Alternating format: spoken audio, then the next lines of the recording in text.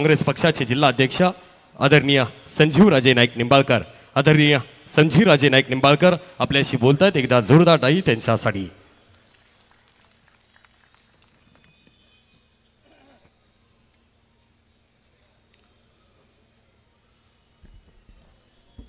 या ठिकाणी आपण सर्वजण एका विशिष्ट हेतूने एकत्रित काम करण्याच्या दृष्टिकोनातून महायुतीची सभा घेत आहोत। सातारा जिल्ह्यातील सर्व महायुतीमधील विविध पक्षांमध्ये कार्य करत असणाऱ्या सर्वांचाच आपल्या सर्व नेत्यांच्या समवेत हा कार्यक्रम होत असताना या जिल्हास्तरीय मेळाव्याच्या अध्यक्षस्थानी असणारे जिल्ह्याचे तरुण तरफदार पालकमंत्री नामदार शंभूराजे देसाई साहेब, छत्रपती श्रीमंत खासदार उदयनराजे भोसले साहेब, माननीय आमदार छत्रपती श्रीमंत शिवेंद्रराजे, आमदार मकरंद पाटील, आमदार जयकुमार गोरे साहेब, आमदार दीपकराव चव्हाण, आमदार महेशराव शिंदे, जिल्हा मध्यवर्ती बँकेचे चेअरमन सन्माननीय नितीन काका पाटील, माजी आमदार आनंदराव पाटील साहेब, माजी आमदार नरेंद्र पाटील साहेब, अतुल बाबा भोसले, माजी आमदार दिलीपराव येळगावकर, ज्येष्ठ नेते मनोजदादा घोरपडे, भाजपचे जिल्हा अध्यक्ष श्री धैर्यशील भाऊ कदम व त्यांचे सर्व सहकारी, शिवसेनेचे जिल्हा अध्यक्ष पुरुषोत्तम जाधव, चंद्रकांत जाधव त्यांचे सर्व सहकारी, आता ज्यांनी आपणासमोर विचार मांडले त्या RPIचे अध्यक्ष अशोक दादा गायकवाड त्यांचे सर्व सहकारी,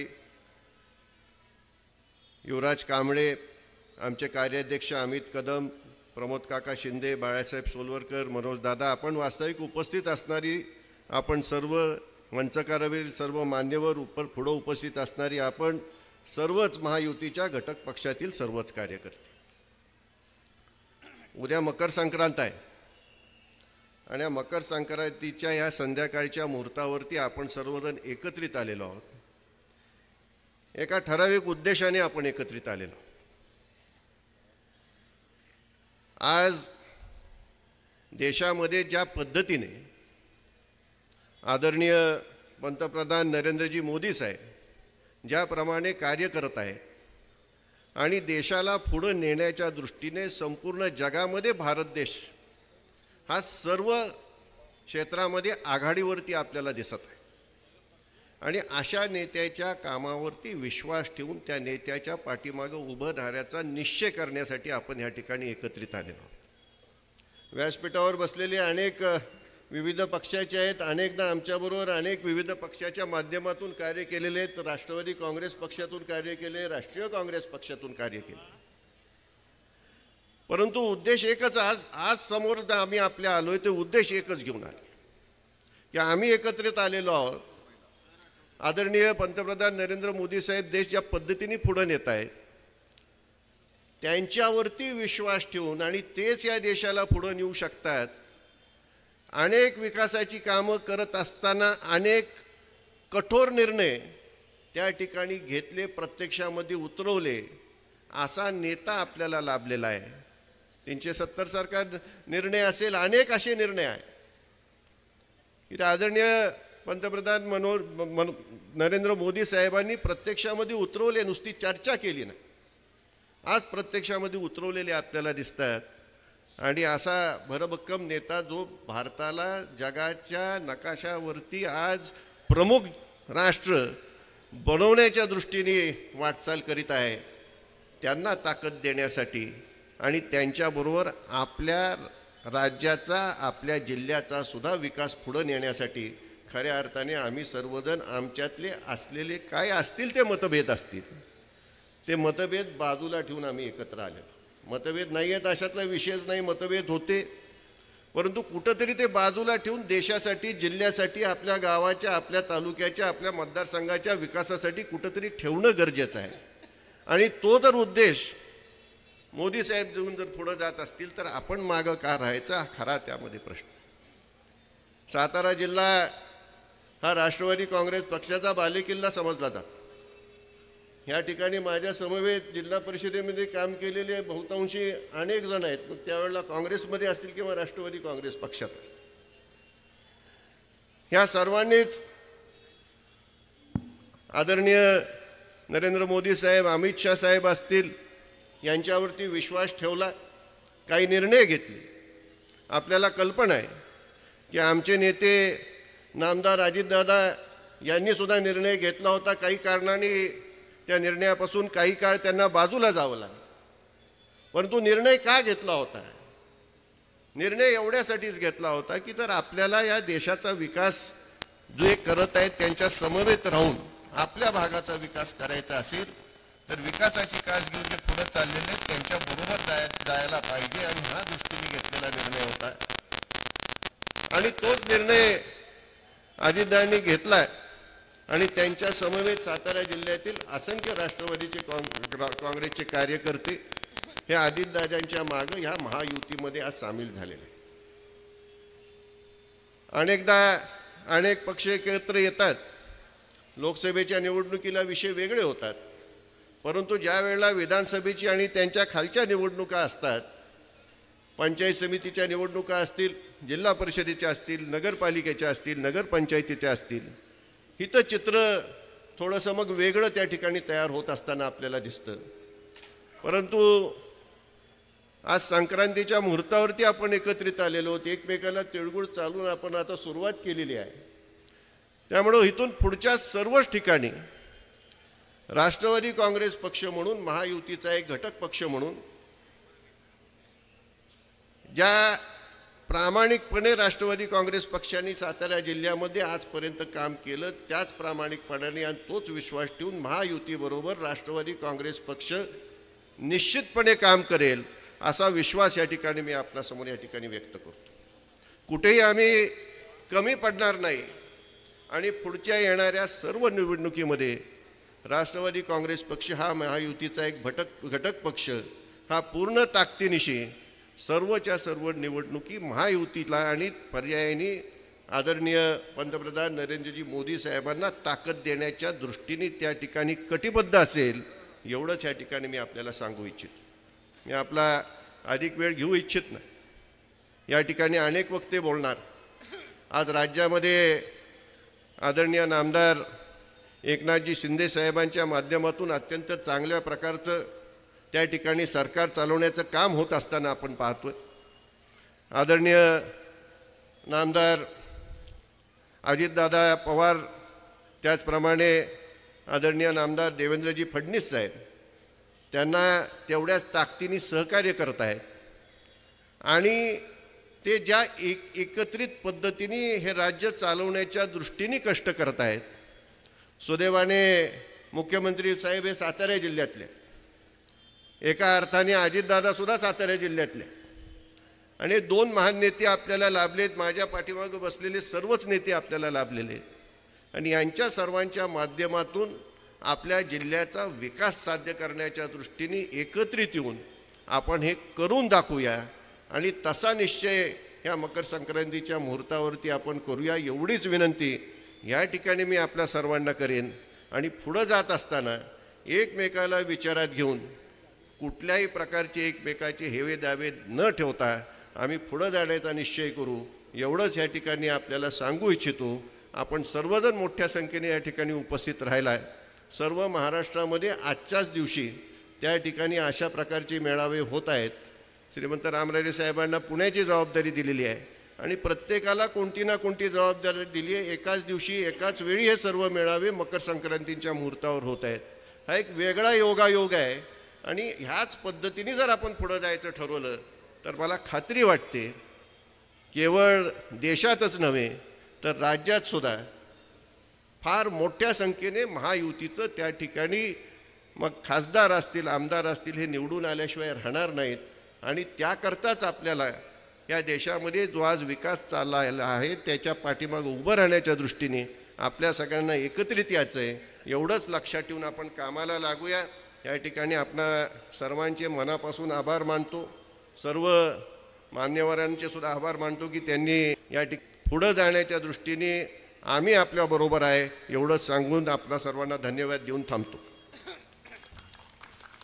धन्यवाद सन्माननीय संजीवराजे नाईक निंबाळकर बाबा, आपण या ठिकाणी बोलला, संबोधित केलं. मित्रांनो, महायुतीचा महामेळावा संपन्न होत असताना या स्वराज्याच्या राजधानीमध्ये सगळे पदाधिकारी व्यासपीठावरती आहेत, तेवढ्याच ताकदीनं समोर आहेत. यानंतर मी विनंती करतो, खटाव, कोरेगाव आणि सातारा तालुक्याचे लोकप्रिय आमदार सन्माननीय महेशजी शिंदे बोलतायत. एकदा जोरदार टाळी त्यांच्यासाठी.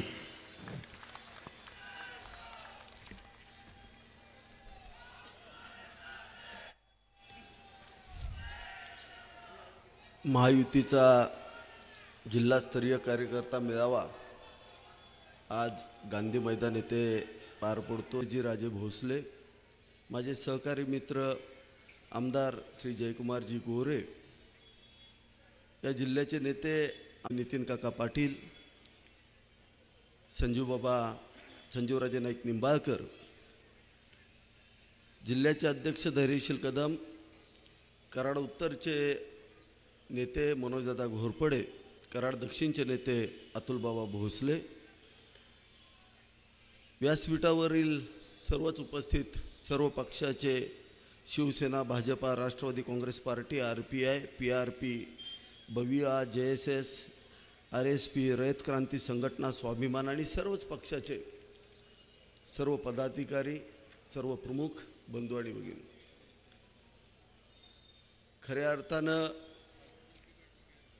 देशाचं नेतृत्व जे आपले पंतप्रधान नरेंद्रभाई मोदी या ठिकाणी करतायत, त्यांना पुन्हा एकदा पंतप्रधान करण्यासाठी आज प्रमुख कार्यकर्ते गांधी मैदानावरती या ठिकाणी आलेले आहेत.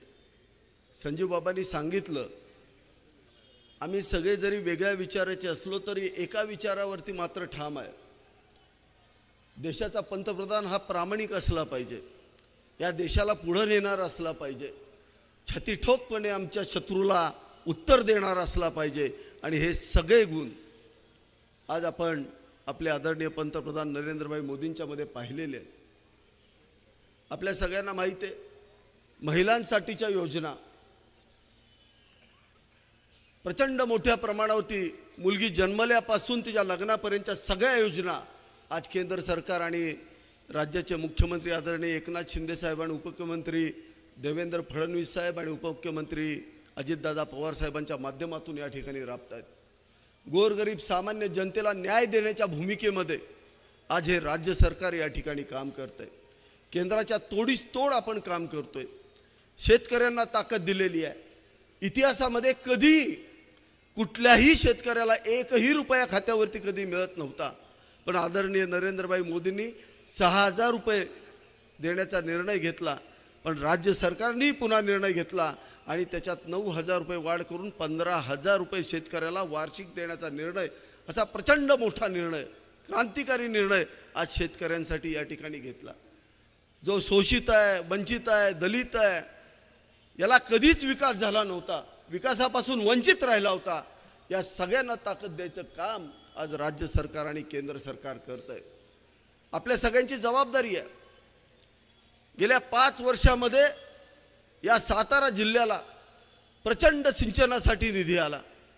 आदरणीय पंतप्रधानांनी परवा सांगितलं, माजी मुख्यमंत्री देवेंद्र फडणवीस साहेब ज्यावेळेला राज्याचे मुख्यमंत्री होते त्यावेळेला लक्ष्मणराव इनामदार उपसा सिंचन योजना जी हे कटापूर पूर्ण केली.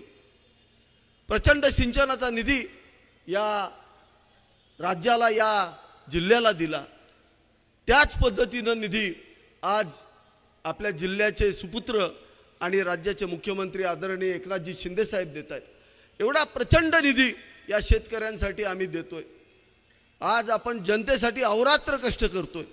मग आता ज्या नेत्यांच्यामुळं आज आमचं जीवन एवढं सुसह्य झालंय, ज्या नेत्यांच्यामुळं आमच्या शिवारात पाणी आलंय, ज्या सरकारमुळं आज आम्ही सुखी आणि समृद्ध जीवन जगू शकतो, मग अशा वेळेला निश्चित हेच सरकार पुन्हा देशामध्ये येण्यासाठी आपण कष्ट घेतलं पाहिजे. आजपासून सगळ्यांनी एका दिलानं, संजीव बाबांनी सांगितलं, सगळे एकत्र काम करणार आहेत. कुणीही स्वतःचा वैयक्तिक स्वार्थ ठेवायचा नाही. येईल त्यानं आदरणीय नरेंद्रभाई मोदींना पुन्हा पंतप्रधान करण्यासाठी या यज्ञामध्ये आहुती द्यायची आहे. आपण सगळ्या जाती धर्माच्या सगळ्यांनी एकत्र येऊन पुन्हा एकदा नरेंद्रभाई मोदींना पंतप्रधान करण्यासाठी या ठिकाणी संकल्प करूया.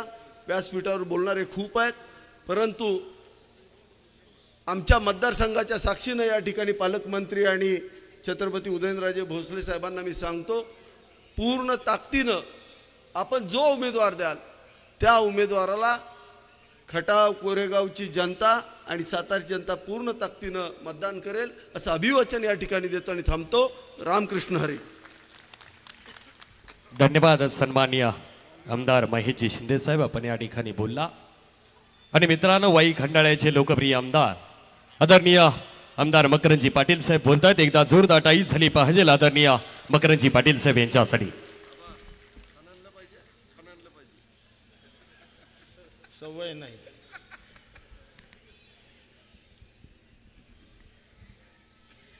आज जरा थोडंसं वेगळंच वाटतंय.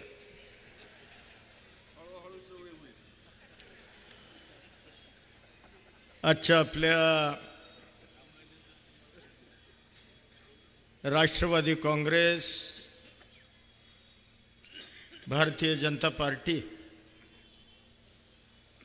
आणि शिवसेनेच्या सातारा जिल्हास्तरीय कार्यकर्त्यांचा हा मेळावा आणि या मेळाव्याच्या निमित्तानं ज्यांच्या प्रमुख उपस्थितीमध्ये किंवा ज्यांच्या प्रमुख मार्गदर्शनाखाली हा मेळावा पार पडतोय ते या जिल्ह्याचे लोकप्रिय पालकमंत्री आमचे मित्र आदरणीय शंभूराजजी देसाई साहेब, या जिल्ह्याचे नेते श्रीमंत छत्रपती खासदार उदयनराजे भोसले, सातारा जावली विधानसभा मतदारसंघाचे लोकप्रिय खासदार आमदार आदरणीय आमदार शिवेंद्रराजे भोसले, मानखटावचे पाणीदार आमदार आमचे सहकारी जयकुमारजी गोरे, कोरेगाव खटावचे आमदार आमचे सहकारी महेशजी शिंदे, फलटण कोरेगावचे लोकप्रिय आमदार आमचे मित्र आमदार दीपकजी चव्हाण, कार्यक्रमाला उपस्थित माजी आमदार आनंदराव पाटील, माजी आमदार नरेंद्रजी पाटील, माजी आमदार दिलीपरावजी येळगावकर, जिल्हा बँकेचे चेअरमन नितीन पाटील, कराड दक्षिणचे नेते अतुलबाबा भोसले, मनोजदादा घोरपडे, आमचे राष्ट्रवादीचे कार्याध्यक्ष अमितजी कदम, मुंबई कृषी उत्पन्न बाजार समितीचे माजी सभापती बाळासाहेबजी सोळसकर, मनोजदादा पोळ, प्रमोद शिंदे, राष्ट्रवादीचे महाराष्ट्र प्रदेश सचिव प्रतापराव अण्णा पवार, आमच्या राष्ट्रवादीचे जिल्हाध्यक्ष संजीवराजे नाईक निंबाळकर बाबा, भारतीय जनता पार्टीचे अध्यक्ष धैर्यशील दादा कदम, सेनेचे अध्यक्ष पुरुषोत्तमजी जाधव, चंद्रकांतजी जाधव, RPI आठवले गटाचे अध्यक्ष अशोकराव गायकवाड आणि RPIच्या कवाडे गटाचे अध्यक्ष सन्माननीय युवराजजी कांबळे, मंचकावर उपस्थित तिन्ही पक्षाच्या विविध फ्रंटलचे सर्व माननीय अध्यक्ष, माननीय पदाधिकारी, विविध संस्थांचे सर्व उपस्थित आपण मान्यवर कार्यकर्ते, पदाधिकारी आणि मोठ्या संख्येनं या मेळाव्याकरता उपस्थित असणारे आपल्या जिल्ह्यामधील तिन्ही पक्षाचे, चारही पाचही पक्षांचे आपण सर्व मान्यवर कार्यकर्ते, बंधू भगिनी, पत्रकार बंधू आणि माझ्या तरुण सहकारी मित्रांनो, खरं तर मगाशी म्हणल्याप्रमाणे मला स्टेजवर येतानाच थोडंसं काहीतरी अवघडल्यासारखं झालं. कारण एका वेगळ्या विचारानं, एका वेगळ्या संस्कारानं, किंबहुना त्या विचारांची जडणघडण आमच्या मनावर झाली. आणि आज गेल्या 5-6 महिन्यापूर्वी आपले नेते अजितदादांनी भाजप आणि सेनेच्या बरोबर जाण्याच्या संदर्भातला निर्णय घेतला. खरं तर एक कार्यकर्ता म्हणून मी स्वतः सुरुवातीला द्विधा अवस्थेत होतो की आपण काय निर्णय घ्यायचा, आपण कशा पद्धतीनं पुढे जायचं. परंतु शेवट विचारात्मक किंबहुना एका विचारावर मी आलो की शेवट या राज्याला विकासात्मक आपल्याला पुढे न्यायचं असेल, कारण देशामध्ये आदरणीय नरेंद्रजी मोदी साहेबांचं सरकार 14 सालापासून देशाची सेवा करण्याचा प्रयत्न करतंय आणि अतिशय गतीनं या देशाचा विकास चहूबाजूनं होताना आपण सर्वजण पाहतोय. आणि राज्यामध्ये सुद्धा या जिल्ह्याचे सुपुत्र आणि माझ्या महाबळेश्वर तालुक्याचे सुपुत्र एकनाथजी शिंदे साहेब या राज्याचं नेतृत्व करतायत. आणि त्यांच्या जोडीला भाजपचे नेते आदरणीय देवेंद्रजी फडणवीस साहेब हे त्यांच्या सोबत खांद्याला खांदा देऊन या राज्याचं नेतृत्व करतायत. आणि मग दादांनी हा निर्णय घेतला की या युतीच्या समवेत आपल्याला जाण्याशिवाय पर्याय नाही. काही लोक वेगवेगळ्या पद्धतीनं टीकात्मक बोलतायत, वेगवेगळ्या पद्धतीनं वल्गना करण्याचा प्रयत्न करतायत. परंतु खऱ्या अर्थानं दादांना ज्यांनी जवळनं पाहिलं, अनुभवलं, ते निश्चितपणानं मान्य करतील की अजित पवार हा या राज्यामधला एक तरुण तडफदार नेता आहे की ज्याला खऱ्या अर्थानं या राज्याच्या विकासाची दृष्टी आहे. सकाळी 6 वाजल्यापासून रात्री 11 वाजल्यापर्यंत जो नेता या महाराष्ट्रातल्या सर्वसामान्य लोकांचे प्रश्न सोडवण्याकरता प्रामाणिकपणानं झटत असतो, प्रयत्न करत असतो. आणि म्हणून मग दादांनी भाजप आणि सेनेबरोबर जाण्याचा निर्णय या राज्याच्या विकास गतीनं पुढे जाण्याकरता त्यावेळेला घेतला. मुळामध्ये एकनाथ शिंदे साहेब सुद्धा सर्वसामान्य कुटुंबातला एक कार्यकर्ता, परंतु स्वतःच्या कष्टाच्या आणि प्रचंड मेहनतीच्या बळावर आज आपण बघतोय की राज्याचं नेतृत्व अतिशय यशस्वीपणानं ते त्या ठिकाणी करण्याचा प्रयत्न करतायत. आणि देवेंद्रजींना तर 5 वर्षे या राज्याचा मुख्यमंत्री पदाचा प्रचंड अनुभव होता. त्यांच्या 5 वर्षाच्या काळामध्ये सुद्धा या राज्यानं वेगानं प्रगती केली.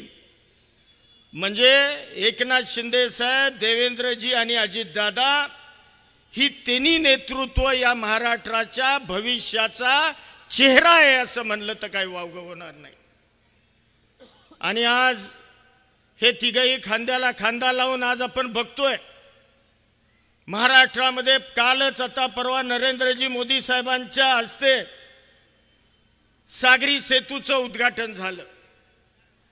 त्याची प्रशासकीय मंजुरी काँग्रेसच्या काळामध्ये झाली होती, परंतु त्या काळामध्ये काम सुरू झालं नाही.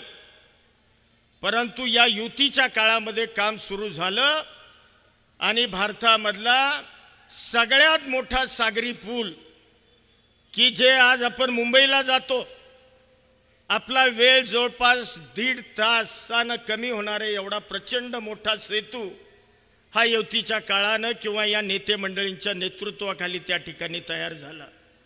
अनेक गोष्टी सांगता येतील. अगदी आपल्या जिल्ह्यापुरतं बोलायचं म्हणलं तर मेडिकल कॉलेजचं काम संथ गतीनं चाललं होतं. आता आपण बघा किती फास्ट मेडिकल कॉलेजचं काम आपल्या सुरू झालेलं आहे. माझ्या प्रतापगडला परवाच आपले खासदार उदयनराजे साहेब आम्ही बरोबरच होतो. दादांनी सांगितलं प्रतापगडला येणाऱ्या मार्चच्या आराखड्यामध्ये 200 कोटी रुपयाचा निधी आम्ही बजेटला त्या ठिकाणी मंजूर करतो. क्षेत्र महाबळेश्वरला 178 कोटी रुपये येणाऱ्या बजेटला मंजूर होणार आहेत. असे कोट्यावधी रुपयाचे प्रकल्प किंबहुना त्या ठिकाणी आपलं जे पर्यटनाचं पोटेन्शियल आहे जिल्ह्याचं, ह्या पर्यटन वाढीच्या संदर्भातली योजना घेऊन हे राज्य सरकार गतीनं त्या ठिकाणी काम करतंय. माझी या निमित्तानं राष्ट्रवादी काँग्रेसच्या कार्यकर्त्यांना किंबहुना तिन्ही चारी पक्षातील कार्यकर्त्यांना कळकळीची विनंती आहे की येणारी लोकसभा ही काही वाटेल ते झालं तरी आपल्याला काहीही करून जिंकावीच लागणार आहे. आणि मला खात्री आहे की ज्या वेळेला आपण सगळे एका जीवानं आणि एका विचारानं काम करू, कारण हा जिल्हा कैलासवासी यशवंतराव चव्हाणांचा जिल्हा आहे, हा जिल्हा क्रांतिकारकांचा जिल्हा आहे. त्यामुळं खऱ्या अर्थानं येणाऱ्या लोकसभेला आपल्याला या जिल्ह्यामध्ये महायुतीचा खासदार निवडून देऊन एक नवी क्रांतीची सुरुवात ही खऱ्या अर्थानं आजच्या दिवशी आपल्याला सगळ्यांना करायची. आणि त्याकरताच आज आपण सगळेजण एकत्रित जमलोत. आणि माझी या निमित्तानं विनंती आहे, मी अधिकचा वेळ घेत नाही, की आपण सगळ्यांनी एका जीवानं एका विचारानं येणारी लोकसभा किंबहुना अन्य निवडणुका आपल्याला त्या ठिकाणी एकत्रितपणाने करायच्यात. आणि जो काही श्रेष्ठी आपल्याला उमेदवार देतील तो उमेदवार प्रचंड ताकदीनं आपल्याला त्या ठिकाणी विजयी करायचा आहे. एवढंच या निमित्तानं मी आपल्याला सगळ्यांना विनंती करतो आणि अधिकचा वेळ न घेता मी रजा घेतो. जय हिंद, जय महाराष्ट्र. धन्यवाद सन्माननीय मकरंदजी पाटील साहेब, आपण या ठिकाणी बोलला. यानंतर मित्रांनो बोलतायत सातारा जावळीचे लोकप्रिय आमदार आदरणीय श्रीमंत छत्रपती शिवेंद्रसिंहराजे भोसले बाबाराजे आपल्याशी बोलतात. एकदा जोरदार टाळी आदरणीय बाबाराजेंसाठी.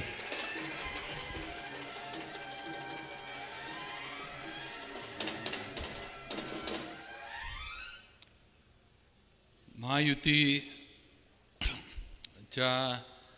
पदाधिकाऱ्यांच्या मेळाव्यामध्ये ज्यांच्या अध्यक्षतेखाली आज हा मेळावा इथं पार पडतोय ते आपले जिल्ह्याचे पालकमंत्री मान्य नामदार शंभूराज देसाई साहेब हे आपल्याला मार्गदर्शन करायला उपस्थित आहेत.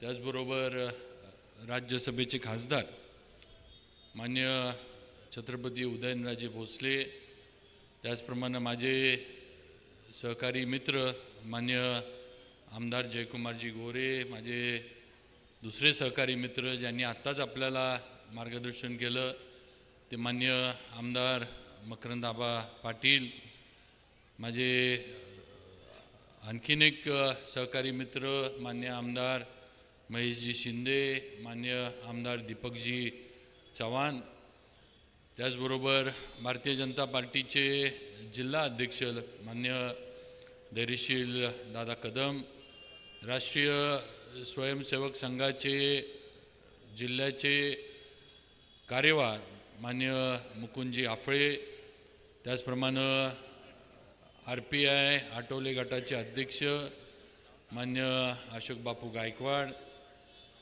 राष्ट्रवादी काँग्रेसचे जिल्ह्याचे अध्यक्ष मान्य संजीवराजे नाईक निंबाळकर, त्याचप्रमाणे RPI जोगेंद्र कवाडे गटाचे अध्यक्ष मान्य कांबळे साहेब, शिवसेनेचे अध्यक्ष मान्य पुरुषोत्तमजी जाधव, चंद्रकांत जाधव, त्याचबरोबर सर्वच उपस्थित असणारे भारतीय जनता पार्टी, राष्ट्रवादी काँग्रेस, शिवसेना या सर्व आणि मित्रपक्ष याचे सर्व जिल्ह्यातील तालुक्यातील सन्मान्य पदाधिकारी, सर्व उपस्थित मान्यवर, समोर बसलेले आपण सर्व तेवढेच महत्त्वाचे आणि तेवढेच तोलामोलाचे सर्व पक्षांचे पदाधिकारी आणि उपस्थित माझ्या सर्व बंधू आणि भगिनींनो, आज संक्रांतीच्या या पूर्व संध्येला हा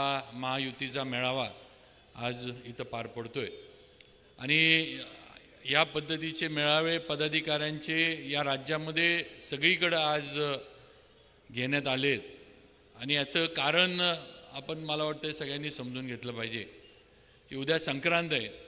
संक्रांतीला आपण एकामेकाला तिळगुळ देऊन तिळगुळ घ्या गोड बोला हे आपण सगळ्यांना सांगत असतो आणि येणाऱ्या लोकसभेच्या निवडणुकांमध्ये सुद्धा पंतप्रधान नरेंद्रजी मोदी यांच्या गोड कार्यामध्ये तुमचा आमचा सहभाग असला पाहिजे. त्याची सुरुवात ही आज सगळ्यांनी एकत्र येऊन करायची आहे आणि म्हणून आज हा मेळावा इथं आपण घेतलेला आहे. मित्रांनो, आपण एक लक्षात घेतलं पाहिजे की पंतप्रधान नरेंद्रजी मोदी यांच्या माध्यमातनं या देशाच्या आणि देशातील तमाम जनतेच्या भवितव्यासाठी प्रत्येक घटकासाठी आज असंख्य योजना असंख्य वेगवेगळ्या पद्धतीनं सर्वसामान्यांना केंद्र सरकार राज्य सरकार यांच्या माध्यमातून सहकार्य झालं पाहिजे. त्यांचं जे काही लाभ आहे तो त्यांना थेट मिळाला पाहिजे हा प्रयत्न मोदीजींनी यशस्वीरित्या केला ही वस्तुस्थिती आहे. आज शेतकऱ्यांसाठी योजना राबवल्या ज्याचा उल्लेख मगाशी महेशदादांनी केला. त्याचबरोबर महिलांसाठी योजना राबवल्या. उद्या देशातील कातकरी समाजाच्या लोकांसाठी योजनांचा शुभारंभ आणि कातकरी समाजाच्या लोकांशी चर्चा हे पंतप्रधान मोदीजी उद्या करणार आहेत. मला आपल्याला प्रश्न विचारायचा आहे की आजपर्यंत कुठल्या पंतप्रधानानं कातकरी समाजाच्या सर्व लोकांना एकत्र आणून त्यांच्याशी चर्चा केली ह्याचा विचार इथं बसलेल्या प्रत्येकानं केला पाहिजे. उद्या जिल्ह्यातील कातकरी समाजाच्या सगळ्या लोकांना एकत्र करून त्यांच्याबरोबर चर्चा आणि राज्यात सगळीकडे देशात हा कार्यक्रम उद्या मोदीजींच्या माध्यमातून घेतला गेला आहे हे आपण कुठेतरी लक्षात घेतलं पाहिजे. त्यामुळे कुठलाही समाजातला घटक कुठलाही समाजातला जाती पंथाचा माणूस स्त्री पुरुष कुणीही विकासाच्या ह्याच्यातनं बाजूला नाही राहिलं पाहिजे ही भूमिका मोदीजींची आहे हे आपण कुठेतरी लक्षात घेणं गरजेचं आहे. येणाऱ्या लोकसभेच्या निवडणुकांमध्ये देशाचं वातावरण आणि देशातले जे मतदार आहेत यांचा कल काय हा आपल्याला कळून चुकलेला आहे. आता आपण सातारा लोकसभा आणि माढा लोकसभा या दोन लोकसभा ज्या आपल्या सर्वांच्या जिल्ह्यामध्ये येतात या लोकसभेच्या विजयामध्ये आपण मोदीजींबरोबर हिस्सेदार असलो पाहिजे ही भूमिका घेऊन आपल्याला काम करायचे. उद्याचा आपला खासदार हा लोकसभेमध्ये मोदीजींबरोबर बसला पाहिजे पंतप्रधानांच्या बरोबर त्यांच्या बाजूला बसला पाहिजे ही भूमिका इथं सर्व मित्र पक्षांची आणि प्रमुख पक्षांची असणं गरजेचं आहे असं मला या ठिकाणी अगदी नम्रपणे सांगावंसं वाटतं. आणि म्हणून त्यासाठी आपल्याला आता सुरुवात करायची आहे. मगाशी संजीवराजे असतील मकरंदाबा असतील यांनी उल्लेख केला की आज इथं आपण एकत्र आलेलो वेगवेगळ्या विचारसरणीचे लोकसभा विधानसभा आपण वेगवेगळ्या पद्धतीनं लढलो एकामेकांच्या पक्षांच्या विरोधात लढलो ग्रामपंचायती असेल किंवा इतर निवडणुका असतील याच्यामध्ये पण आपण वेगळं वेगळं लढलो. पण आज सगळ्या वरिष्ठांनी निर्णय घेऊन एकत्र आलेत आणि याच्या मागं देशाचं हित आहे भारताचं हित आहे हे आपण लक्षात घेतलं पाहिजे. आज देशाच्या हितासाठी राजकीय जे काही मतभेद होते हे बाजूला ठेवून एकनाथजी शिंदे साहेब असतील आमचे नेते देवेंद्रजी फडणवीस साहेब असतील किंवा मान्य अजितदादा पवार साहेब असतील हे सगळे एकत्र आलेत का तर त्यांना देशाचं हित दिसतंय राज्याचं हित दिसतंय. हे हित हे कशामध्ये आहे हे त्यांना कळतंय म्हणून आज सगळे एकत्र येऊन काम करतात. त्याच्यामध्ये आठवले साहेबांचाच आपल्याला पहिल्यापासून सहकार्य आहे किंवा त्यांचा पाठिंबा आहे. कवाडे साहेब आज आपल्यात सामील झालेत, रासप असल, असे अनेक भले छोटे असतील पण सर्व पक्ष आज एकत्र येऊन आपल्याबरोबर काम करत आहेत. ह्याचा कुठेतरी आपण सगळ्यांनी विचार केला पाहिजे आणि एकत्र राहून देशाचं आपलं हित कशात आहे. आज देशाची प्रतिमा, भारताची प्रतिमा जगामध्ये बदलण्याचं काम हे फक्त आणि फक्त पंतप्रधान नरेंद्रजी मोदी यांनी केलं. ही वस्तुस्थिती आहे. कुणी कितीही टीका केली तरी ही वस्तुस्थिती कुणी बदलू शकत नाही. आज कुठल्याही देशामध्ये भारतीय पासपोर्ट घेऊन तुम्ही उतरला तर तुमच्याकडं आदरानंच बघितलं जातं, तुमच्याकडं सन्मानानंच बघितलं जातं. ही वस्तुस्थिती आहे. का तर आपल्या देशाची ओळख ही जगामध्ये बदललेली आहे. ही परिस्थिती 10-15 वर्षापूर्वी नव्हती. 10-15 वर्षापूर्वी भारतीय म्हटल्यावर कमी लेखायचे, कमी आपल्याला समजायचे, आपल्याला किंमत द्यायची नाहीत. पण आज आपल्या पंतप्रधानांमुळं ही आपली परिस्थिती, ही आपली ओळख भारताची आणि भारतीयांची जगभरामध्ये बदलली आहे. ह्याचा पण आज आपण सगळ्यांनी विचार केला पाहिजे.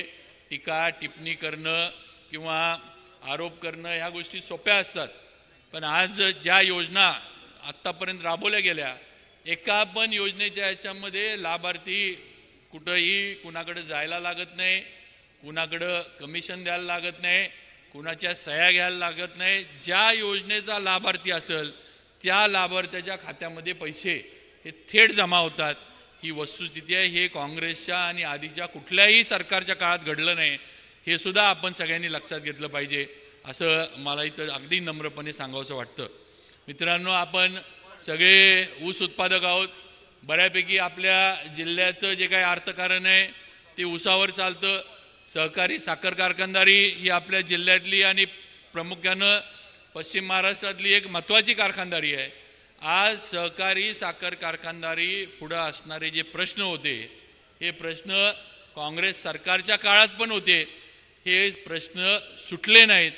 जी लोक म्हणत होती की अमित शाह साहेब हे सहकार मंत्री झालेत, त्यांना सहकार काय करणार, मला या ठिकाणी अगदी ठामपणे सांगायचं आहे, 2 बैठकांमध्ये कारखान्यांचा इन्कम टॅक्सचा प्रश्न अमित शहानी संपवला आणि त्याचा निर्णय करून दिला. हे पण ऊस उत्पादकांनी आणि कारखानदारांनी लक्षात घेतलं पाहिजे. साखरेच्या विक्रीला MSP पाहिजे, ही मागणी अनेक वर्ष कारखानदार करत होते, अनेक वर्ष, पण हे घडू शकलं नाही. अमित शाह साहेबांनी एका बैठकीमध्ये साखरेच्या विक्रीला किंमत म्हणजे कितीला साखर विकायची ह्याला त्यांनी मिनिमम सेलिंग प्राईस जी आहे ती ठरवून दिली. ती आज 3100 रुपये आहे. 3100 रुपयाच्या खाली कुठलाही कारखाना साखर विकू शकत नाही आणि त्याचा फायदा शेतकऱ्यांना होतोय. ह्याचा पण कुठेतरी विचार शेतकरी म्हणून आपण करणं गरजेचं आहे. आणि ज्यांनी आपल्या हिताचे निर्णय घेतलेत त्या पक्षाबरोबर, त्या नेत्याबरोबर, त्या आपल्या पंतप्रधानांबरोबर आपण खंबीरपणे उभं राहिलं पाहिजे. ही भूमिका येणाऱ्या काळामध्ये आपण सर्वांनी घेतली पाहिजे. मित्रांनो, मला अजून आपल्याला एवढंच सांगायचं आहे की मराठा आरक्षणाचा विषय फार गरम झाला आहे, वातावरण फार तापलं, ही वस्तुस्थिती आहे. पण वस्तुस्थिती दुसरी पण आपण मान्य केली पाहिजे की मराठा आरक्षणाचं म्हणजे मागणी नरेंद्र पाटील साहेब इथं आहेत, त्यांच्या वडिलांपासून मराठा आरक्षणाची मागणी चालू होती. पण मराठा आरक्षण दिलं कुणी, तर देवेंद्रजी फडणवीसांनीच मराठा आरक्षण दिलं. ते हायकोर्टामध्ये टिकवलं आणि आपल्याला सगळ्यांना एक हे माहिती आहे की खालच्या कोर्टांमध्ये झालेले निर्णय हे शक्यतो सुप्रीम कोर्टमध्ये बदलले जात नाहीत. पण आपलं हायकोर्टामध्ये टिकलेलं मराठ्यांचं आरक्षण सुप्रीम कोर्टामध्ये नंतर उडालं, कारण देवेंद्रजी तिथं नेतृत्वामध्ये नव्हते. ह्याचा पण विचार आपण केला पाहिजे. हे आरक्षण का गेलं, कसं गेलं, हा सुद्धा एक संशोधनाचा प्रश्न आहे असं मला तरी अगदी प्रामाणिकपणे वाटतं. मला आपल्याला एवढंच सांगायचं आहे की मराठा समाजाला आरक्षण नक्की आमच्या सरकारच्या माध्यमातून एकनाथजी शिंदेसाहेब असतील, आमचे नेते देवेंद्रजी फडणवीस साहेब असतील, अजितदादा असतील, यांच्या माध्यमातून 100% मिळेल. आणि OBC बांधवांना पण मी इथं सांगतोय की तुमच्या आरक्षणाला हात न लावता मराठा समाजाला आरक्षण मिळालं पाहिजे, मिळेल, हे ओबीसी समाजाच्या माझ्या बांधवांनी पण लक्षात ठेवावं. त्यामुळे घाबरून जाऊ नका. कुणाचं काढून आम्हाला द्या किंवा कुणाचं काढून मराठ्यांना द्या असं कधीही कुणी म्हटलेलं नाही. त्यामुळे नक्की या बाबतीमध्ये योग्य न्याय देण्याची भूमिका मान्य देवेंद्रजी फडणवीस साहेब घेतील, एकनाथजी शिंदे साहेब घेतील, अजितदादा घेतील, हे आपण सगळ्यांनी लक्षात ठेवलं पाहिजे. आणि जे आपल्या मागं आज खंबीरपणे उभे आहेत, ज्यांनी आपले प्रश्न सोडवलेत, आपल्या अगदी जिल्ह्याचा विषय जरी बघितला, आबांनी सांगितले ती वस्तुस्थिती आहे. आज मेडिकल कॉलेजचं आज काम सुरू झालं. का नाही आधी सुरू झालं?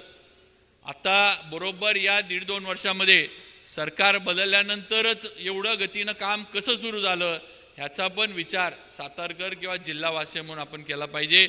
आज इरिगेशनचे प्रकल्प पूर्ण व्हायला लागलेत. आज रस्ते, अगदी सातारा शहराचा विचार जरी केला तरी सातारा शहरातील कॉन्क्रीटचे रस्ते करायला सातारा नगरपालिका ही जिल्ह्याची नगरपालिका आहे, अवर्ग नगरपालिका आहे. या नगरपालिकेला देवेंद्रजी फडणवीस साहेब, शिंदे साहेब आपले मुख्यमंत्री यांच्या माध्यमातून पहिल्या टप्प्यासाठी 25 कोटी रुपये आपल्याला दिले. लवकरच आपल्या साताऱ्यातील कॉन्क्रिटीकरणाचे रस्ते जे आपण मोठ्या शहरांमध्ये बघतो तसे आपल्या इथले आता सुरू होणार आहेत. त्यामुळे ह्याचा सगळ्याचा विचार जी विकास कामं झालीत, जे आज म्हणजे सामाजिक प्रश्न, सगळ्याच गोष्टीचा आपण विचार केला पाहिजे. आज राम मंदिराचा 22 तारखेला राम मंदिराची आता उभारणी झाली आहे. प्रभू रामचंद्राच्या मूर्तीचं किंवा प्रभूच्या रामचंद्राचं तिथं मूर्तीचं प्रतिष्ठापना होणार आहे. खऱ्या अर्थानं ज्याचा मुकुंद आपणनी उल्लेख केला की एवढे वर्ष राम हा आपला झोपडीमध्ये होता, आता खऱ्या अर्थानं त्याच्या देवालयामध्ये तो जाणार आहे. लोक म्हणतात की राम मंदिरामध्ये एवढं काय आहे? राम मंदिर हा विषय काय देशाच्या दृष्टीनं महत्त्वाचा आहे का? माझं उलटं मत आहे की का आपण आपल्या देवांबद्दल, आपल्या धर्माबद्दल आपल्याला अभिमान का नसावा हे मला कळत नाही. आज आपण आपल्या गावच्या यात्रेला जातो. आज आपल्या गावची यात्रा असल्यावर आपण पाहुण्यांना बोलवतो. का बोलवतो? आपल्या आईवडिलांनी, आपल्या पूर्वजांनी ही संस्कृती आपल्याला घालून दिली आहे म्हणून आपण बोलवतो. ही आपली संस्कृती आहे, हे आपण विसरून चालणार नाही, हे लक्षात घ्या. आज आपण ज्योतिबाला जातो, आपण तुळजापूरला जातो, आपण प्रतापगडच्या देवीला जातो.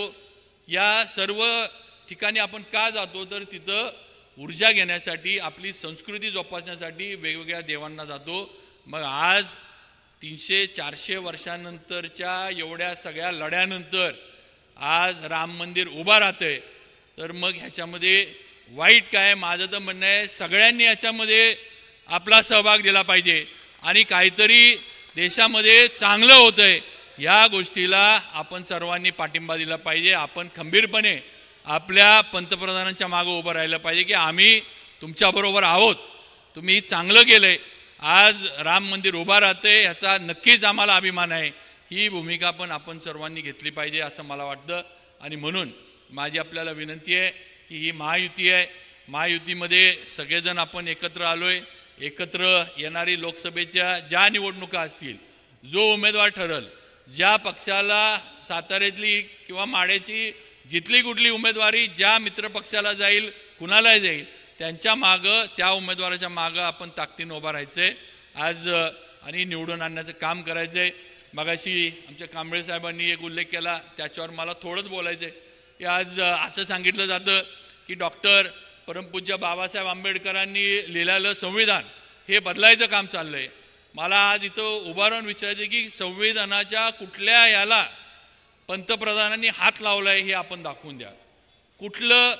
कुठली गोष्ट डॉक्टर बाबासाहेब आंबेडकरांनी लिहिलेल्या संविधानातली बदलली आहे किंवा बदलण्याचं काम केलं आहे हे कुणी दाखवून द्यावं. नुसती भीती पसरवण्याचं काम आणि कुठंही हे आंबेडकर प्रेमी जे आहेत, बाबासाहेबांवर जे प्रेम करणार आहेत, ह्यांच्यामध्ये मनामध्ये काहीतरी मन कलुषित करण्याचं काम ही काही लोक करायला लागलीत. ह्याचा पण विचार आपण केला पाहिजे. कुठंही संविधानाला हात कुणी लावणार नाही.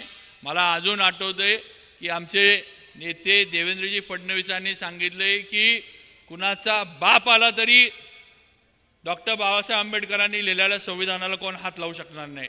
त्यामुळं ह्या गोष्टी डोक्यातनं मनातनं काढून टाका, असं काही घडणार नाही हे आपण सगळ्यांनी लक्षात ठेवा. एकत्र आलोय, नक्कीच जिल्ह्याच्या विकासामध्ये पण आम्ही सर्वजण एकत्र राहून चांगल्या पद्धतीनं काम करू. जरी ठीक आहे आम्ही मधल्या याच्यामध्ये वेगळं वेगळं लढलो असलो, जरी पक्ष म्हणून आम्ही काही वेगळ्या भूमिका घेतल्या असल्या तरी नक्कीच एकामेकामध्ये जिल्हा म्हटलं की एकत्र येण्याची भूमिका आमची कायम आहे आणि ती भूमिका येणाऱ्या लोकसभेमध्ये पण आम्ही कायम ठेवू. आज इथं महायुतीचा मेळावा होतोय, आपण सगळे पदाधिकारी आहोत, त्यामुळे नक्कीच पदाधिकाऱ्यांवर ही जबाबदारी आहे की आपल्या नेत्यांनी आपल्या पक्ष नेतृत्वानं आपल्यावर दिलेली जी जबाबदारी आहे, जी अपेक्षा आपल्याकडनं त्यांनी व्यक्त केली आहे, ती अपेक्षा पूर्णत्वाला नेणं हे तुमचं आमचं सर्वांचं काम आहे, हे सगळ्यांनी लक्षात घ्या. त्यामुळे येणाऱ्या लोकसभेच्या निवडणुकांमध्ये सातारा लोकसभा आणि माढा लोकसभेचा खासदार हा पंतप्रधान मोदींच्या विचाराचाच जाणार, हीच खुणगाठ मनाशी बांधून इथनं घरी जायचं आणि कामाला लागायचं, एवढीच आपल्याला या निमित्तानं विनंती करतो. मला इथं माझे विचार मांडण्याची संधी दिली त्याबद्दल सर्व तिन्ही पक्षाच्या संयोजकांचं आभार मानतो आणि थांबतो. एकच विनंती करतो की 22 तारखेचं जे राम मंदिराचं काम आहे किंवा कार्यक्रम जो आहे तो जसा मुकुंद आपणेंनी मगाशी सांगितला त्याप्रमाणे सगळ्यांनी गावोगावी आपली जी गावातली मंदिरं आहेत, मग रामाचा असू दे, गणपतीचा असू दे, देवीचा असू दे, भैरवनाथाचा असू दे किंवा कुठली आपल्या गावातली मंदिरं आहेत ती सजवून त्या ठिकाणी रामाच्या फोटोचं पूजन करून 22 तारखेचा राम मंदिराचा जो उत्सव आहे तो सर्वांनी जिल्ह्यामध्ये साजरा करावा, एवढी विनंती आपल्याला सर्वांना करतो. परत एकदा सगळ्यांचा मनापासून आभार मानतो आणि थांबतो. जय हिंद, जय महाराष्ट्र. धन्यवाद सन्माननीय बाबाराजे, आपण या ठिकाणी बोलला. यानंतर मित्रांनो आपण सर्वांशी बोलतात मानखटा विधानसभा मतदारसंघाचे लोकप्रिय आमदार आणि सातारा जिल्ह्याच्या लाल मातीतला अस्सल पैलवान सन्माननीय जयकुमार गोरेभाऊ बोलतायत. एकदा जोरदार टाळी आपल्या पैलवानासाठी, सन्माननीय जयकुमारजी गोरेभाऊ यांच्यासाठी.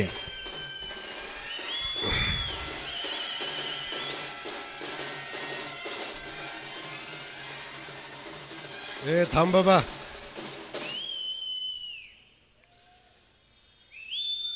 अच्छा,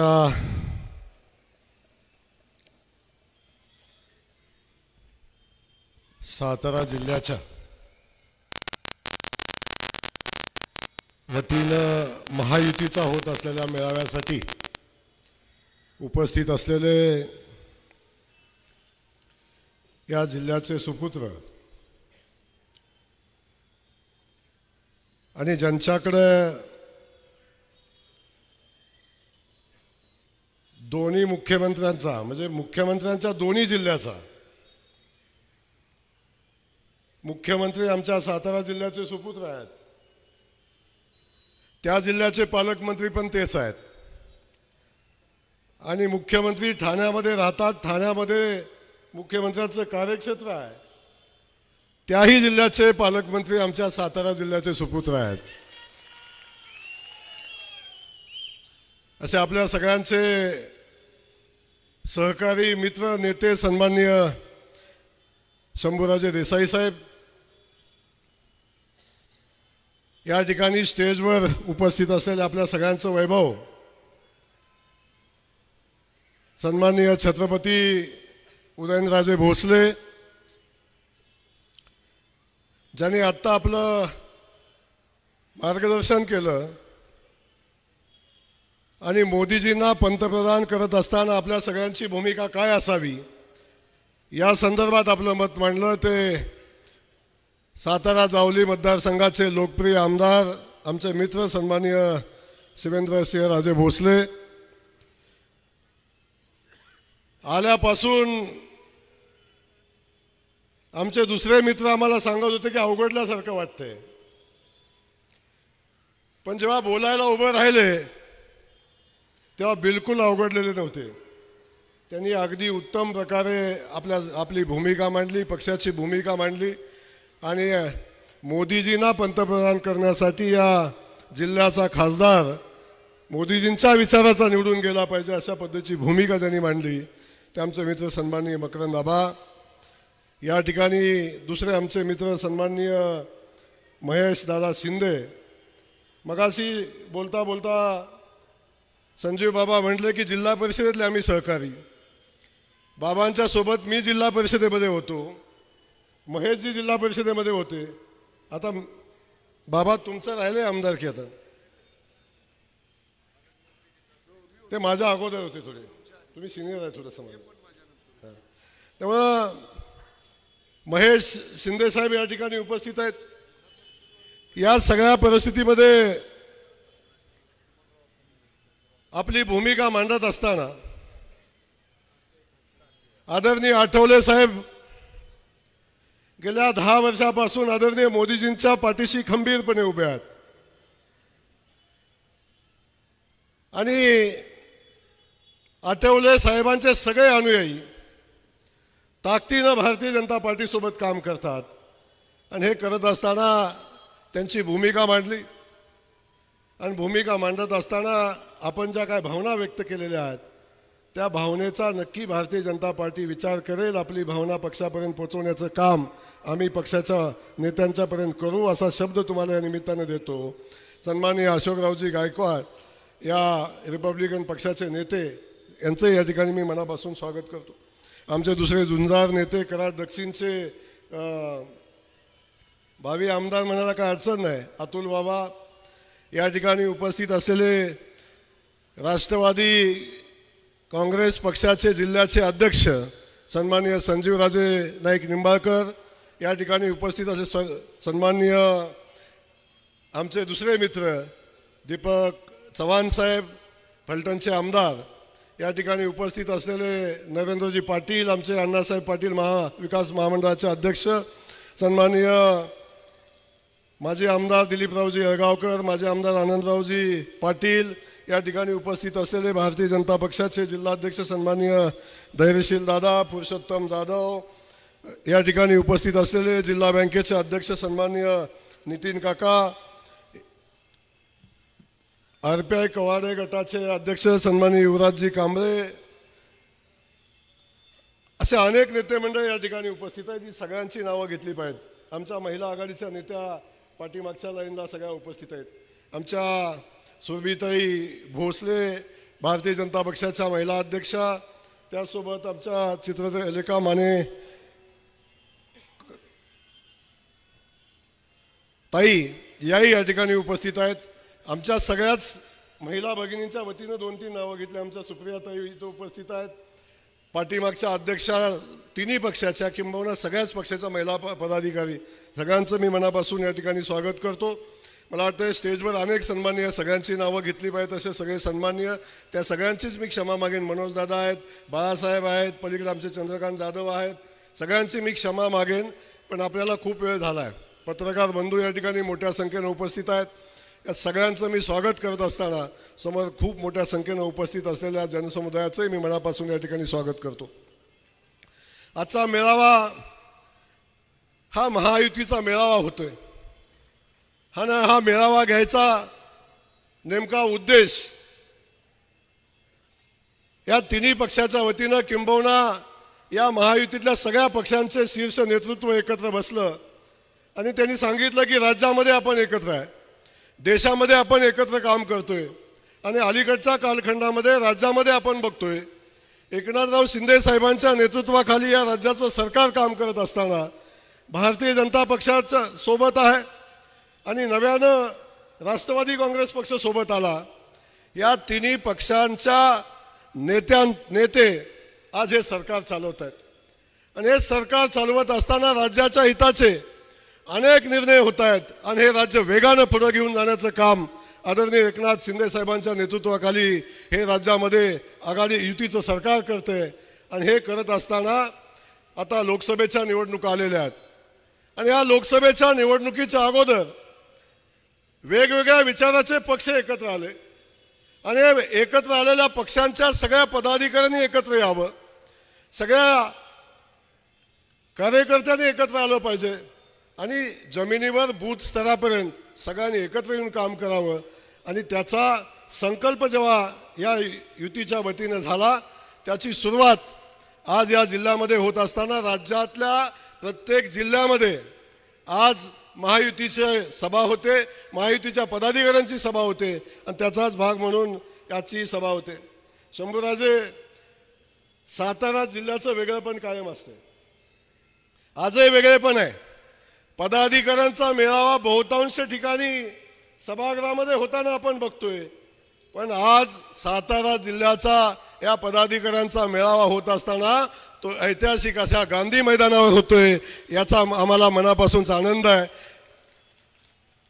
या ठिकाणी आपल्या सगळ्यांना सांगायला आनंद होतो, आम्ही सगळेजण खूप वेगवेगळ्या विचाराचे आहेत. मी सकाळी आमच्या कार्यकर्त्यांची बैठक चालू होती आणि बैठक चालू असताना मला आमच्या पक्षातले कार्यकर्ते म्हणले, भाऊ आज काय भाषण करणार आहे? सगळ्यांचं मत होतं बहुतेक रामराजे पण इथं असतील, संजय बाबा आहेत, हे सगळेजण एकत्र आपण येतोय आणि एकत्र येत असताना आपण नेमकं काय भाषण करणार आहे अशा पद्धतीचा विचारणा माझ्या कार्यकर्त्याकडून पण झाली होती. पण एका विचारानं प्रेरित झालेले आपण सगळेजण आहे की सगळ्यांना या देशाचे पंतप्रधान पुन्हा एकदा नरेंद्र मोदी साहेब झाले पाहिजेत, ही आपल्या सगळ्यांची भावना आहे आणि या भावनेनं प्रेरित झालेले आपण सगळेजण आहोत. या देशाला पुढे घेऊन जायचं असेल, या देशाला स्वाभिमानानं सन्मानानं उभं करायचं असेल, या देशामध्ये आजपर्यंत आपण बघितलं असेल की या देशाची जगातली ताकद, शक्ती, मजबूतीनं या देशाला उभं करायचं काम कोणी केलं असेल तर ते आदरणीय नरेंद्र मोदी साहेबांनी केलं. आणि त्या मोदीजींना पुन्हा एकदा पंतप्रधान बनवण्यासाठी आपण सगळ्यांनी एकत्र आलं पाहिजे, या भावनेतनं आम्ही सगळेजण आज या ठिकाणी एकत्र आलो. जेव्हा मोदीजी 2024ला पुन्हा पंतप्रधान पदाची शपथ घेतील, तेव्हा ती शपथ घेत असताना या सातारा जिल्ह्याचा खासदार मोदीजींच्या सोबत असला पाहिजे, ही भावना ठेवून आपण सगळेजण एकत्र आलोय. आणि या भावना पुढे घेऊन जात असताना मला आपल्याला मनापासून सांगायचं की आदरणीय मोदीजी गेल्या 9.5 वर्षापासून 10 वर्षापासून या देशाचं नेतृत्व करतायत आणि जेव्हापासून हे नेतृत्व करतायत तेव्हा या देशातल्या सर्वसामान्य माणसाला केंद्रबिंदू मानून, प्रत्येक घटकाला केंद्रबिंदू मानून मोदीजींनी या देशामध्ये सरकार चालवण्याचं काम केलंय. त्यामुळे आपण सगळेजण इथं बसलेलो, आपण सगळेजण असे युवक असेल, महिला असेल, कुठल्याही समाजाचा कार्यकर्ता असेल, किंबहुना आपण शेतकरी बांधवापासून सगळेजण असाल, प्रत्येकाचा विचार आदरणीय मोदीजींनी केला आणि या सगळ्यांना सोबत घेऊन एक मजबूत देश उभा करण्याचं काम मोदीजींच्या माध्यमातून झालं, याचा आपण सगळेजण साक्षीदार आहोत. कोविडसारखी महामारी आली, आपण बघितलं देशातले अनेक मजबूत अर्थव्यवस्था असणारे, अनेक मेडिकल क्षेत्रामध्ये सगळ्यात मजबूत असणारे देश कोलमडून पडले. ज्या देशाची लोकसंख्या 1-1.5 कोटीच्या आसपासची होती आणि त्यांची अर्थव्यवस्था सगळ्यात मजबूत होती, त्या देशामधलं मृत्यूचं प्रमाण बघितलं आणि भारत देश, या देशाची लोकसंख्या 140 कोटीच्या आसपासची आहे, त्या देशात आपण बघितलं, त्या देशातल्या मृत्यूचं प्रमाण आपण बघितलं आणि त्या कालखंडातली सगळी आर्थिक परिस्थिती बघितली आपण. मृत्यूच्या प्रमाणामध्ये भारत देश आपण बघितला असेल तर एवढ्या मोठ्या लोकसंख्येचा असताना या देशातल्या जनतेचं रक्षण करण्याचं काम मोदीजींनी केलं. ते करत असताना आपण बघितलं अनेक देशाच्या अर्थव्यवस्था कोलमडून पडल्या, त्यावेळी भारताची अर्थव्यवस्था मजबूतीनं काम करत होती, याचं सगळं श्रेय आदरणीय मोदीजींना जातं.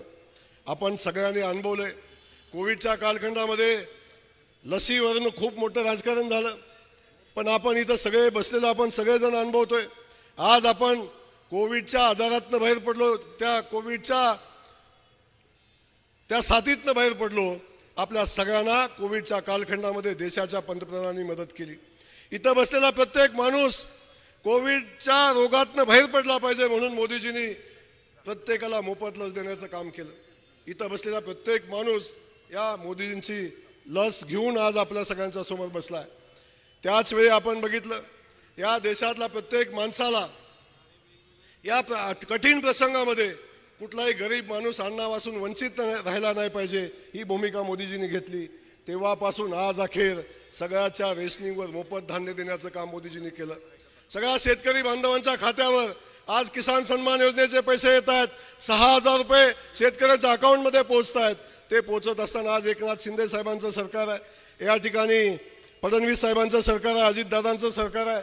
या सरकारच्या माध्यमातून पुन्हा 6,000 रुपये शेतकऱ्यांच्या खात्यामध्ये येत आहेत आणि शेतकऱ्यांना मजबूतीनं उभं करण्याचं काम या माध्यमातून होतंय. प्रधानमंत्री आवास योजना असेल, अशा अनेक योजना आपण बघतोय की मोदीजींनी सर्वसामान्य माणसाला केंद्रबिंदू मानून केल्या. अनेक समाजातले अनेक घटक असतील, त्या सगळ्या घटकांच्यासाठी नव्या नव्या योजना आणल्या आणि प्रत्येक घटक मजबूत करण्याचं काम केलं. आपल्या सगळ्यांना सांगत असताना मला आपल्या सगळ्यांना याचा अभिमान आहे की आज भारत जगामध्ये मजबूतीनं उभा राहतोय. 370 कलमाचा मगाशी उल्लेख झाला. 370 कलमाच्या बाबतीत गेल्या अनेक वर्षापासून आपण सगळ्यांनी अनुभवलं की काश्मीर हा आपल्या भारताचा भाग आहे, पण काश्मीरचा झेंडा वेगळा होता आणि भारताचा तिरंगा वेगळा होता. एका वेळेस देशामध्ये 2 झेंडे होते आणि काश्मीरची जी देशाची राज्यघटना आहे ती काश्मीरला लागू होत नव्हती. आणि अनेक वर्षापासूनची सल या देशातल्या प्रत्येक नागरिकाला होती. जो भारत देशावर प्रेम करतो त्या सगळ्या प्रत्येक नागरिकाला त्याची सल होती. ते 370 कलम हटवण्याचं काम या देशाचे पंतप्रधान आदरणीय मोदी नसते तर ते कधीही शक्य झालं नसतं. तर आदरणीय मोदीजींनी या देशामध्ये 370 कलम हटवलं आणि या देशामध्ये एक झेंडा, एक देश आणि एकच झेंडा चालेल अशा पद्धतीची ठाम भूमिका मोदीजींनी घेतली. या आपण सगळ्यांनी अनुभव घेतलेला आहे. आता देशामध्ये आपण बघतो एकच झेंडा आहे. काश्मीरच्या लाल चौकामध्ये आपण बघितलं तिरंगा झेंडा फडकवायची अडचण होती. आज काश्मीरच्या लाल चौकामध्ये तिरंगा डोलाने फडकतोय. अशा पद्धतीची परिस्थिती आपण सगळेजण अनुभवतोय.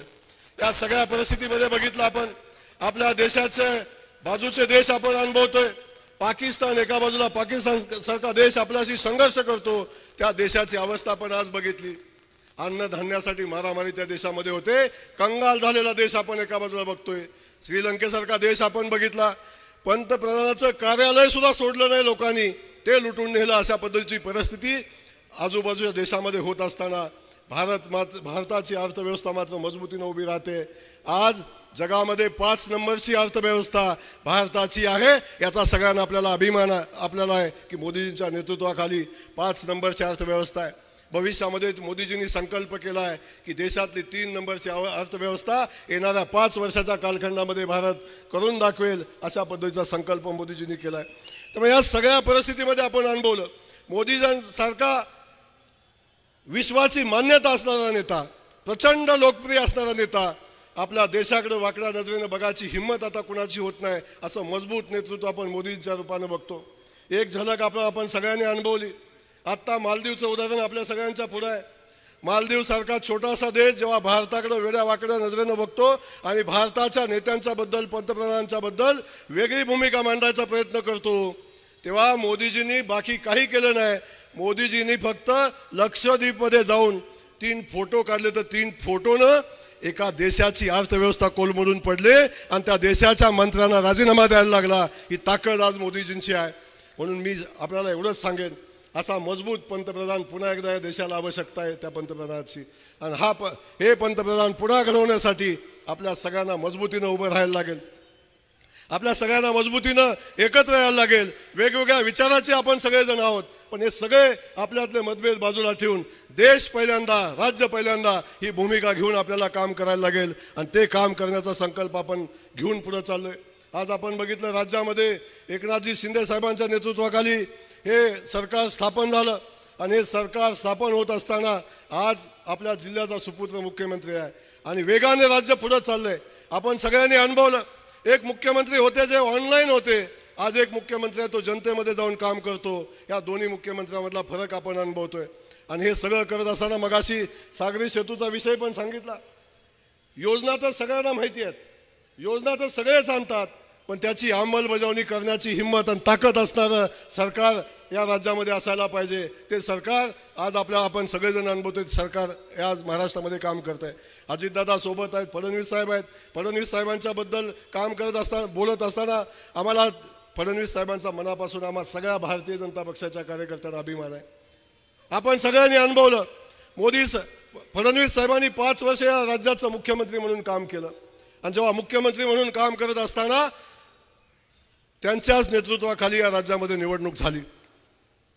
आणि त्यांच्या नेतृत्वामध्ये निवडणूक झाल्यानंतर या राज्यानं पुन्हा त्यांचं नेतृत्व मान्य केलं आणि पुन्हा एकदा फडणवीस साहेबांना मुख्यमंत्री करण्याचा जनादेश या राज्यातल्या जनतेनं दिला.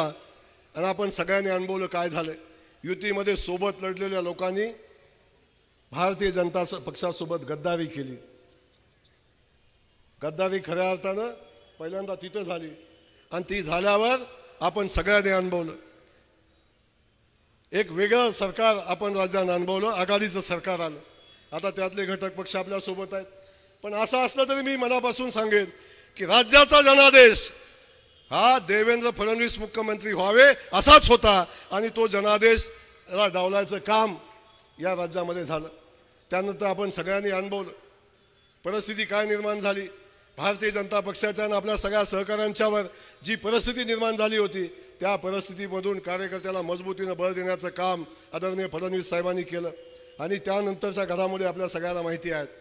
याच राज्याचा सुपुत्र एकनाथराव शिंदे साहेबांच्या नेतृत्वाखाली सरकार आलं आणि फडणवीस साहेब जे मुख्यमंत्री म्हणून काम केलं त्या फडणवीस साहेबांनी पक्षासाठी, कार्यकर्त्यासाठी, राज्यासाठी, देशासाठी त्यागाची भूमिका ठेवली. असा त्याग पुरुष आमच्या भारतीय जनता पक्षाचा नेता आहे, याचा आम्हाला मनापासूनचा अभिमान आहे.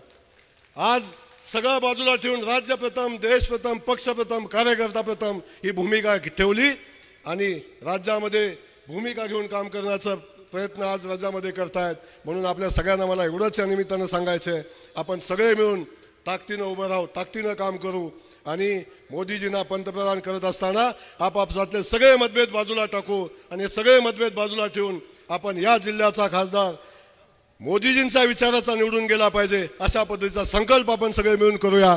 एवढंच या मेळाव्याच्या निमित्तानं सांगतो. आपल्या सगळ्यांचं स्वागत करत असताना आपल्या सगळ्यांना मनापासून धन्यवाद देतो की आपण एवढ्या मोठ्या संख्येने आलात. किती वेळ झाला मागासपासून आमच्या नेत्यांना शंका होती, माणसं बसतील का नाही, माणसं थांबतील का नाही. राजे माणसं प्रेमानं आलेली आहेत, हे माणसं प्रेमानं आलेली आहेत. तुमचं भाषण होईपर्यंत यातनं कोणी जाणार नाही, कारण मनापासून आत्मीयतेने आलेली माणसं आहेत. मनापासून आपल्या सगळ्यांचं स्वागत करतो. हे हाच एकोपा, हेच आपलं संघटन एकत्र राहून पुन्हा एकदा मोदीजींना पंतप्रधान बनवूया आणि सातारचा खासदार मोदीजींचा विचाराचा करूया. एवढंच सांगतो थांबतो. जय हिंद, जय महाराष्ट्र. हॅलो धन्यवाद सन्मान्य आमदार जयकुमारजी गोरेभाव. यानंतर बोलतात सातारा जिल्ह्याचे पालकमंत्री, पाटण विधानसभा मतदारसंघाचे लोकप्रिय आमदार आदरणीय शंभूराजे देसाई बोलतायत. एकदा हात वरती, जोरदार टाळी आदरणीय शंभूराजे देसाई यांच्यासाठी. सातारा जिल्ह्याच्या महायुतीच्या मेळाव्यासाठी या ठिकाणी उपस्थित असलेले जिल्ह्यातील खासदार आदरणीय श्रीमंत छत्रपती उदयनराजे भोसले महाराज साहेब,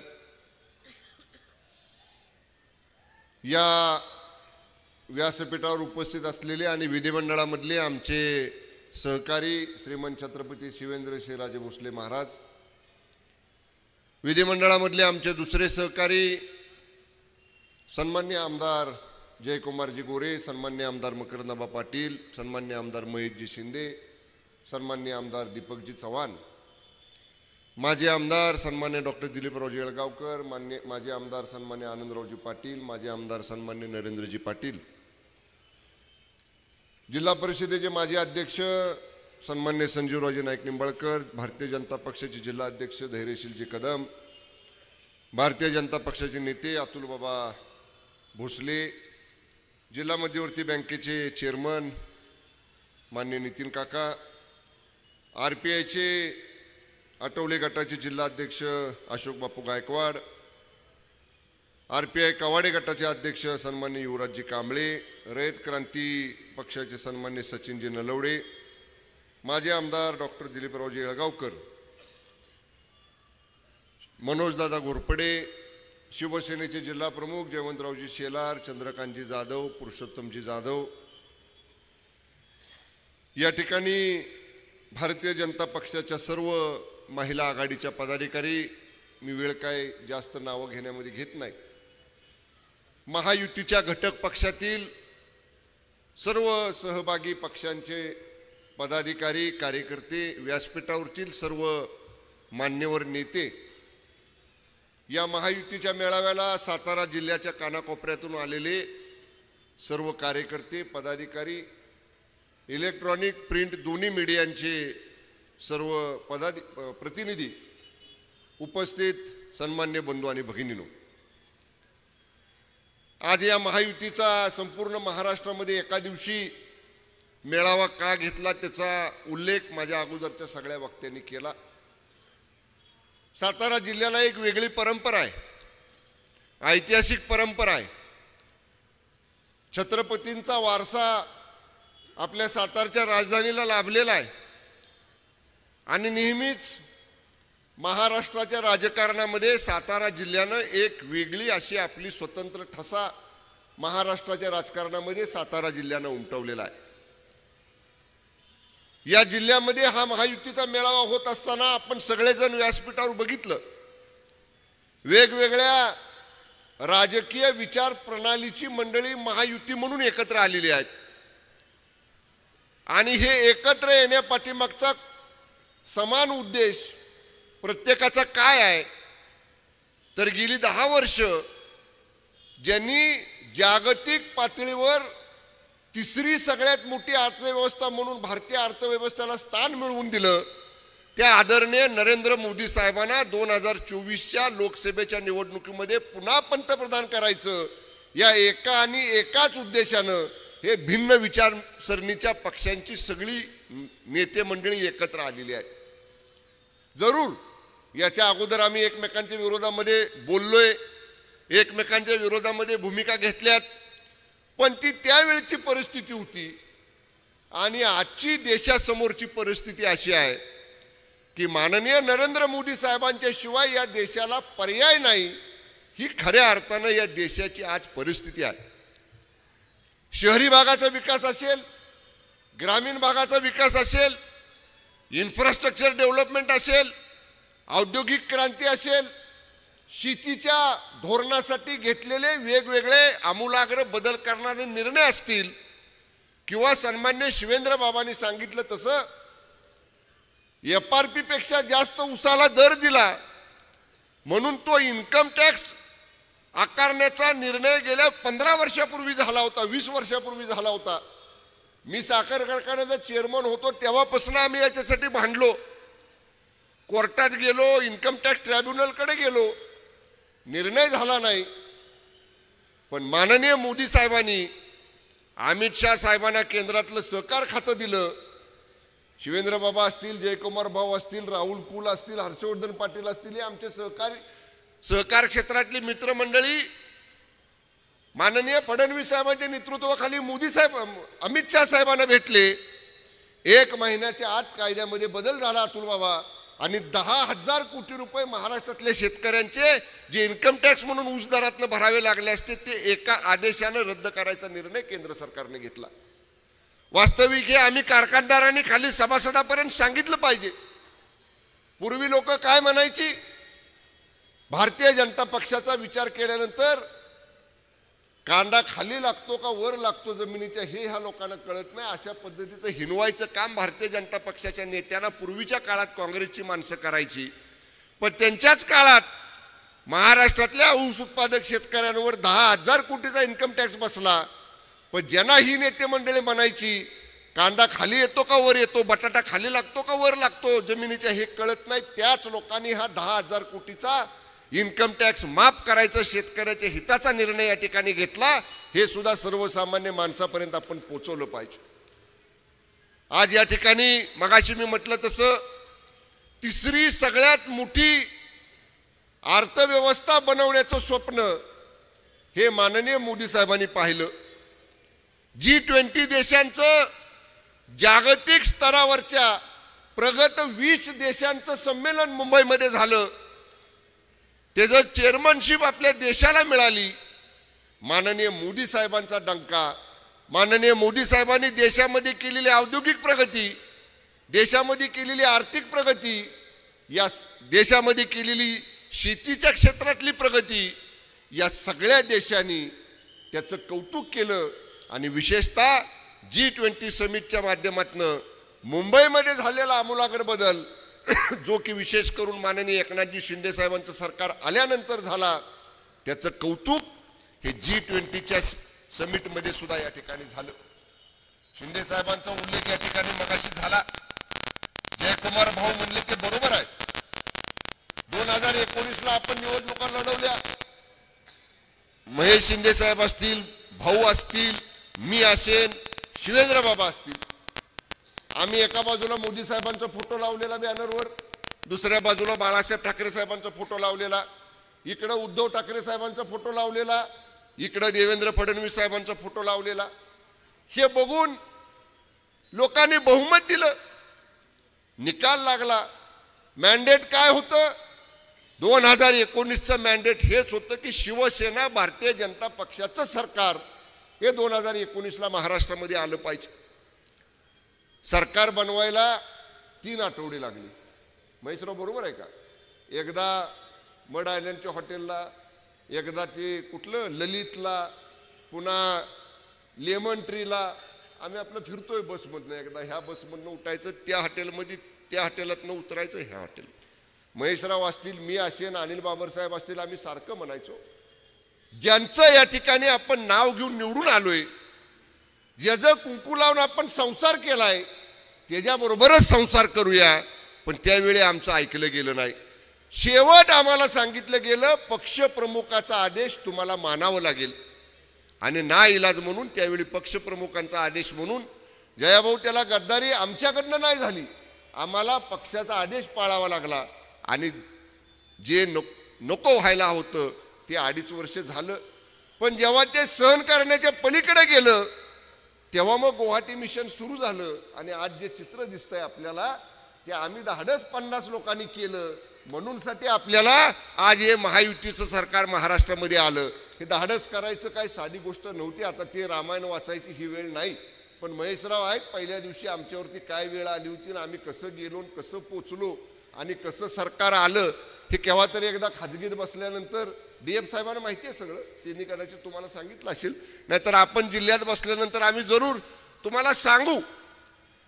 पण लोक म्हणतात की सत्तेसाठी केलं, सत्तेसाठी बिलकुल केलं नाही.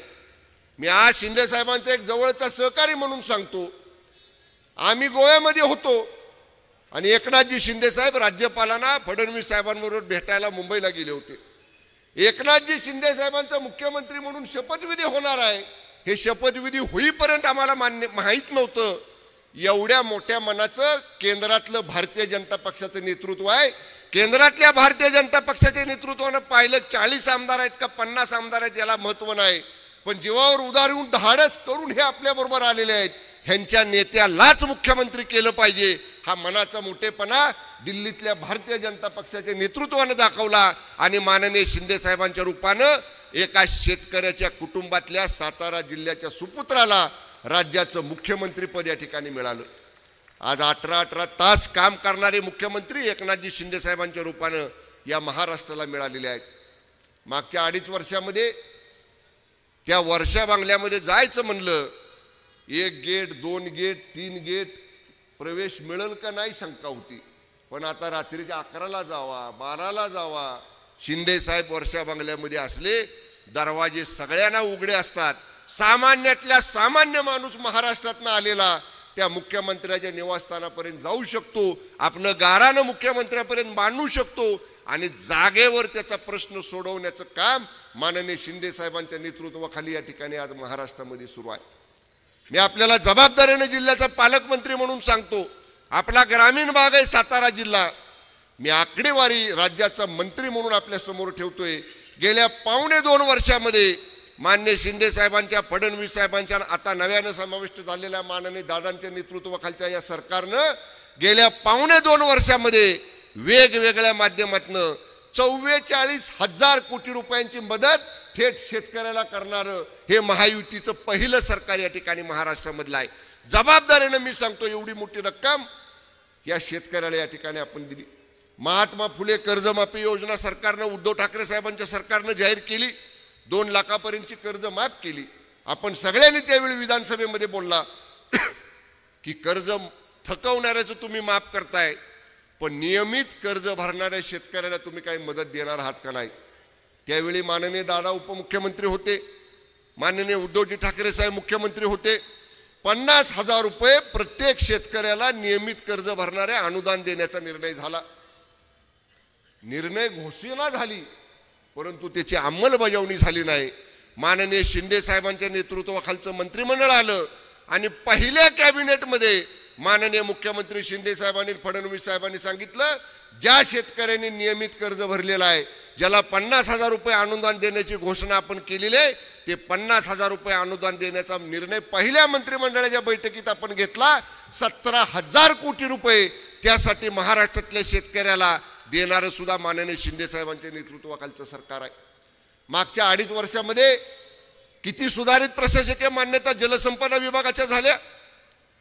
अख्ख्या 2.5 वर्षात 2 जलसंपदा विभागाच्या प्रकल्पांना, अख्ख्या महाराष्ट्रामधल्या 2 जलसंपदा विभागाच्या प्रकल्पांना सुधारित प्रशासकीय मान्यता मिळाल्या. आणि माननीय शिंदे साहेबांच्या नेतृत्वाखालचं, फडणवीस साहेबांच्या नेतृत्वाखालचं, माननीय दादांच्या नेतृत्वाखालचं हे महायुतीचं सरकार आल्यानंतर 29 प्रकल्पांना 7.5 लाख हेक्टर क्षेत्र पाण्याखाली येईल एवढ्या प्रकल्पांना सुधारित प्रशासकीय मान्यता देण्याचा निर्णय या महायुतीच्या सरकारच्या काळामध्ये झाला. आज महिला या ठिकाणी उपस्थित आहेत. 50% दरामध्ये महिलांना एसटीचा प्रवास देणारं शिंदे साहेबांच्या, फडणवीस साहेबांच्या आणि अजितदादांच्या नेतृत्वाखालचं या ठिकाणचं हे सरकार आहे. काय याच्या अगोदर हे झालं नाही? आज महाराष्ट्रामध्ये सगळीकडे सांगतायत अंगणवाडी सेविकांचा प्रश्न प्रलंबित आहे. अगदी बरोबर आहे, मान्य आहे. पण मागच्या 2.5 वर्षामध्ये महाविकास आघाडीचं सरकार असताना 1 रुपयाची वाढ अंगणवाडी सेविकांना, अंगणवाडी मदतनीसना मिळाली नव्हती. शिंदे साहेबांचं सरकार आलं, अंगणवाडी सेविकांना 1,500 रुपये आणि अंगणवाडी मदतनीसना 700 रुपये. शिंदे साहेबांचं सरकार आल्या आल्या वाढ करायचा निर्णय आपण घेतला. जे आज या ठिकाणी अंगणवाडी सेविकांच्या मेळाव्याला आणि मोर्चाला मुंबईमध्ये जात आहेत आणि त्यांना सांगतात आम्ही तुमच्या पाठीशी आहे, त्या उद्धव ठाकरे साहेबांचं सरकार 2.5 वर्ष होतं, 1 रुपया अंगणवाडी सेविकांचं वाढवलं नाही, 1 रुपया अंगणवाडी मदतनीसचं वाढवलं नाही. शिंदे साहेबांनी 1,500 रुपये सेविकांचे वाढवले, 700 रुपये मदतनीसांचे वाढवले. आणि एवढं करून सुद्धा जेव्हा त्यांचं आंदोलन झालं, आता आझाद मैदानावरती त्यांचं शिष्टमंडळ सीएम साहेबांना भेटायला आलं. साहेबांनी सांगितलं अजूनही आम्ही तुमच्या बाबतीत सहानुभूतीने विचार करतोय, तुम्ही आंदोलन या ठिकाणी मागं घ्या.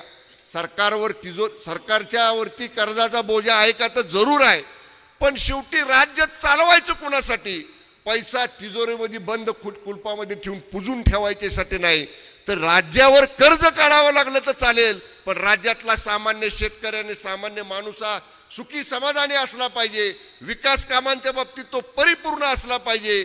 अशा पद्धतीची भूमिका घेऊन जाणारे हे 3 नेते महाराष्ट्राचे माननीय शिंदे साहेब, फडणवीस साहेब आणि माननीय या ठिकाणी दादांच्या नेतृत्वाखाली आम्ही सगळेजण काम करतोय. राज्य सुद्धा आपल्याला देशामधले पहिल्या क्रमांकाचं मोठं राज्य, पहिल्या क्रमांकाचं विकसनशील राज्य करण्याचं काम या ठिकाणी आपल्याला करायचं आहे. मध्यंतरी माननीय मुख्यमंत्र्यांच्या डावोस दौऱ्यावरती चर्चा झाली. मुख्यमंत्री डावोसला गेल्या वर्षी गेले. 3 दिवसाच्या डावोस सेमिनारमध्ये माननीय मुख्यमंत्री सहभागी झाले. 1,75,000 कोटी रुपयांची MOU परदेशी गुंतवणुकीचे महाराष्ट्र सरकारनं केले. देशातली अनेक राज्य गेली होती डावोसला, पण 1 नंबरची गुंतवणूक आणण्यामध्ये यशस्वी कोण झाला असेल तर एकनाथ शिंदे साहेबांच्या नेतृत्वाखालचं हे महायुतीचं सरकार त्याच्यामध्ये या ठिकाणी यशस्वी झालेलं आहे. एवढं काम चौबाजूनी चाललेलं आहे. पिण्याच्या पाण्याच्या योजना मोठ्या प्रमाणात चालल्यात. मान्य शिवेंद्रबाबांनी सांगितलं कॉन्क्रिटीकरणाचे रस्ते करण्यासाठी साताऱ्याला पैसे आले तसे कराडला आले, महाबळेश्वरला आले, पाचगणीला आले. ज्या ज्या ठिकाणी नगरपालिका आहेत त्या ठिकाणी नगरविकास खातंच माननीय मुख्यमंत्री महोदयांकडे स्वतःकडे असल्यामुळं सढळ हातानं जिल्ह्याला विकास कामासाठी निधी देण्याचं काम माननीय शिंदे साहेबांनी या ठिकाणी केलेलं आहे. ज्या स्वर्गीय लक्ष्मणरावजी देशपांडे उपसा सिंचन योजनेचा विषय आमदार महेश शिंदे साहेबांनी बोलला, इनामदार योजनेचा महेश शिंदे साहेबांनी उल्लेख केला. किती दिवस रखडलं होतं काम? महेश शिंदे साहेबांचा सततचा पाठपुरावा. कॅबिनेट असली की महेश शिंदे साहेब लक्ष्मणरावजी इनामदार योजनेच्यासाठी म्हणून मुख्यमंत्र्यांच्याकडं वित्त सचिवाला बोलवा, जलसंपदा सचिवाला बोलवा, प्लॅनिंग सेक्रेटरी बोलवा. अधिकाऱ्यांची नेहमीची पद्धत असती त्रुटी काढायची, पण त्याचा पाठपुरावा करून आज त्या योजनेला सुद्धा गोरे साहेब, महेश शिंदे साहेब तुमच्या सगळ्यांच्या प्रयत्नामुळं त्याला सुद्धा शिंदे साहेबांनी, फडणवीस साहेबांनी आपलं सरकार आल्यानंतर त्याला या ठिकाणी निधी उपलब्ध करून दिला. ज्यांनी अशा योजना कधी केल्याच नाहीत, या योजनांना कधी हातच घातला नाही, ती मंडळी आज शिंदे साहेबांकडे, फडणवीस साहेबांकडे, मान्य दादांकडे बोट दाखवत काय तुम्ही महाराष्ट्रासाठी, सातारा जिल्ह्यासाठी काय केलं. सैनिक स्कूलचा प्रश्न किती दिवस रखडला होता? मेडिकल कॉलेजचा प्रश्न किती दिवस रखडला होता. या सगळ्या प्रकल्पांना प्रतापगडचा उल्लेख तुम्ही केला. ज्या दिवशी आपली स्टेट लेवल DPDC होती, मी मुंबईमध्ये होतो, माझा सकाळी दादांचा फोन झाला. दादा म्हणले तुम्ही जिल्हा नियोजन मंडळ ज्याला कात्रेश्वरला आपण निधी दिला, दादा म्हणले इथून पुढं इतर कामांना जिल्ह्यातले पैसे द्या, प्रतापगडचा वेगळा स्टेट टुरिझम करताचा प्रस्ताव तुम्ही या ठिकाणी बजेटसाठी म्हणून आपल्याकडे द्या. जिल्हाधिकाऱ्यांना मी सूचना दिल्या, स्थानिक आमदारांशी चर्चा करा आणि प्रतापगडचा नवीन प्रस्ताव 200 कोटी रुपयांचा प्रतापगड जसा छत्रपती शिवाजी महाराजांच्या काळामध्ये होता तसा प्रतापगड दिसला पाहिजे हे करण्याचं स्वप्न माननीय शिंदे साहेबांनी अजितदादांनी या ठिकाणी पाहिलं. बऱ्याच लोकांकडनं त्याचा उल्लेख राहिला. शिवप्रताप दिनी प्रतापगडावरचं अतिक्रमण काढण्याचा निर्णय सुद्धा आपलं सरकार आल्यानंतर या ठिकाणी झाला. किती आंदोलनं झाली, किती मोर्चे निघाले, परंतु धाडसानं ज्या ठिकाणी अतिक्रमण आहे छत्रपतींच्या गडकिल्ल्यांवरचं ते तातडीनं हटवण्याचं काम याच कालावधीमध्ये या ठिकाणी आपण केलं. अशी खूप कामं या जिल्ह्यातली सांगण्यासारखी आहेत. जिल्ह्याचा पालकमंत्री म्हणून अशोक बापूंनी उल्लेख केला की सगळ्यांना सामावून घ्या.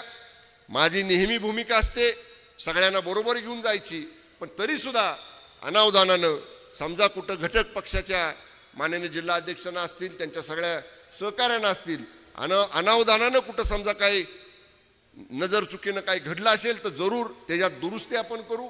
सगळ्यांना बरोबर घेऊ, सगळ्यांना सोबत घेऊ आणि आपलं सगळ्यांचं उद्दिष्ट, बापू तुमचं सुद्धा उद्दिष्ट आहे मोदी साहेब पंतप्रधान झाले पाहिजेत, आमचं सुद्धा उद्दिष्ट आहे मोदी साहेब पंतप्रधान झाले पाहिजेत, सदाभाऊंच्या संघटनेचं उद्दिष्ट आहे मोदी साहेब पंतप्रधान झाले पाहिजेत, महादेव जानकर साहेबांच्या संघटनेनं, कवाडे साहेबांच्या संघटनेचं सगळ्यांचं म्हणणं आहे मोदी साहेब पंतप्रधान झाले पाहिजेत. आणि मग शिवेंद्रराजे म्हटले, आबा म्हटले, सगळे माननीय आमदार म्हटले, उमेदवार आहे का बो आहे हे आम्हाला बघण्याचं कारण नाही. आम्हाला फक्त एकच माहिती आहे, मोदी साहेबांना पंतप्रधान करण्यासाठी उमेदवार हा महायुतीचा सातारा जिल्ह्यातले दोन्ही उमेदवार निवडून आणण्याची जबाबदारी आम्ही इथं बसलेल्या सगळ्यांची आणि आपण आलेल्या सगळ्या पदाधिकाऱ्यांची निश्चितपणानं आहे. सातारा जिल्ह्यातले दोन्ही या ठिकाणी खासदार माननीय मोदी साहेबांच्याच पाठीशी उभा राहतील. त्यांना पंतप्रधान करण्यासाठी पहिले 2 हात वर कोणाचे असतील तर सातारच्या आणि माड्याच्या खासदाराचे सातारा जिल्ह्यामधले असतील. असं काम तुम्ही आम्ही मिळून सगळेजण करूया एवढीच्या निमित्तानं आपल्याला सगळ्यांना विनंती करतो. वेळ बराच झालेला आहे, त्यामुळे यापेक्षा मोठं भाषण नाही करता सर्व जिल्हावासियांना बरोबर घेऊन पुन्हा एकदा महायुती अधिक भक्कम करण्यासाठी अधिक जोमानं, अधिक ताकदीनं, अधिक मजबूतीनं जिल्ह्यामध्ये आपण सगळेजण काम करूया असा विश्वास व्यक्त करतो. आपले सगळ्यांचे मनापासून पुन्हा एकदा जिल्ह्याच्या वतीनं स्वागत करतो. धन्यवाद.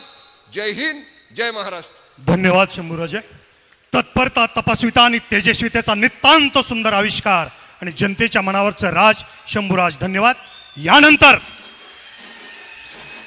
सातारचं काळीच श्वापदांच्या कल्पामध्ये सिंहाचा सूर होणारा, श्वापदांच्या कल्पामध्ये सिंहाचा सूर होणारा, सर्पाच्या प्रदेशामध्ये गरुडाचं घर होणारा, रखरखत्या उन्हात ढासळणारा मुसळधार पाऊस होणारा आणि जगाच्या व्यवहारात राजा म्हणून नव्हे तर एक सच्चा मित्र म्हणून भेटणारे श्रीमंत छत्रपती उदयनराजे भोसले आपल्या काळजातले बोल बोलतील. काळजाचं कान करून ऐकायचंय. धन्यवाद.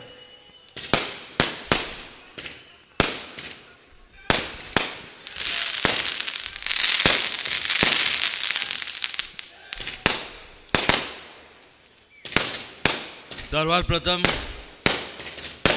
व्यक्तिशः माझ्या वतीने आणि व्यासपीठावरती उपस्थित असले सर्व मान्यवरांच्या वतीने आणि आपण सर्व लोकशाहीच्या राजांच्या वतीने छत्रपती शिवाजी महाराजांना विनम्र अभिवादन करतो. व्यासपीठावरती उपस्थित असलेले माझे मित्र आणि सातारचे पालकमंत्री शंभूराज देसाई, आमचे बंधुराज श्रीमंत शिवेंद्रसिंह राजे, माझे मित्र आमदार जयकुमारजी गोरे,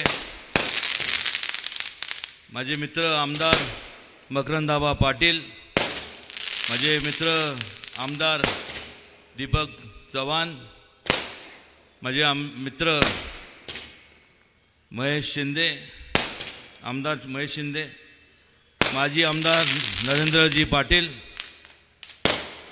माजी आमदार आनंदराव पाटील, माजी आमदार दिलीप येळगावकर, कॉलेजच्या दिवसापासून यांच्याबरोबर आम्ही एकत्र कॉलेजला शिकलो असे माझे अत्यंत जवळचे मित्र संजीवराजे नाईक निंबाळकर, मुकुंदजी आफळे, धैर्यशील दादा, अशोक बापू, अमित कदम, अतुल बाबा, मनोज दादा, नितीन काका, बाळासाहेब सोळसकर, पुरुषोत्तमजी जाधव, चंद्रकांत जाधव, विक्रम बाबा पाटणकर, जयवंत शेलार,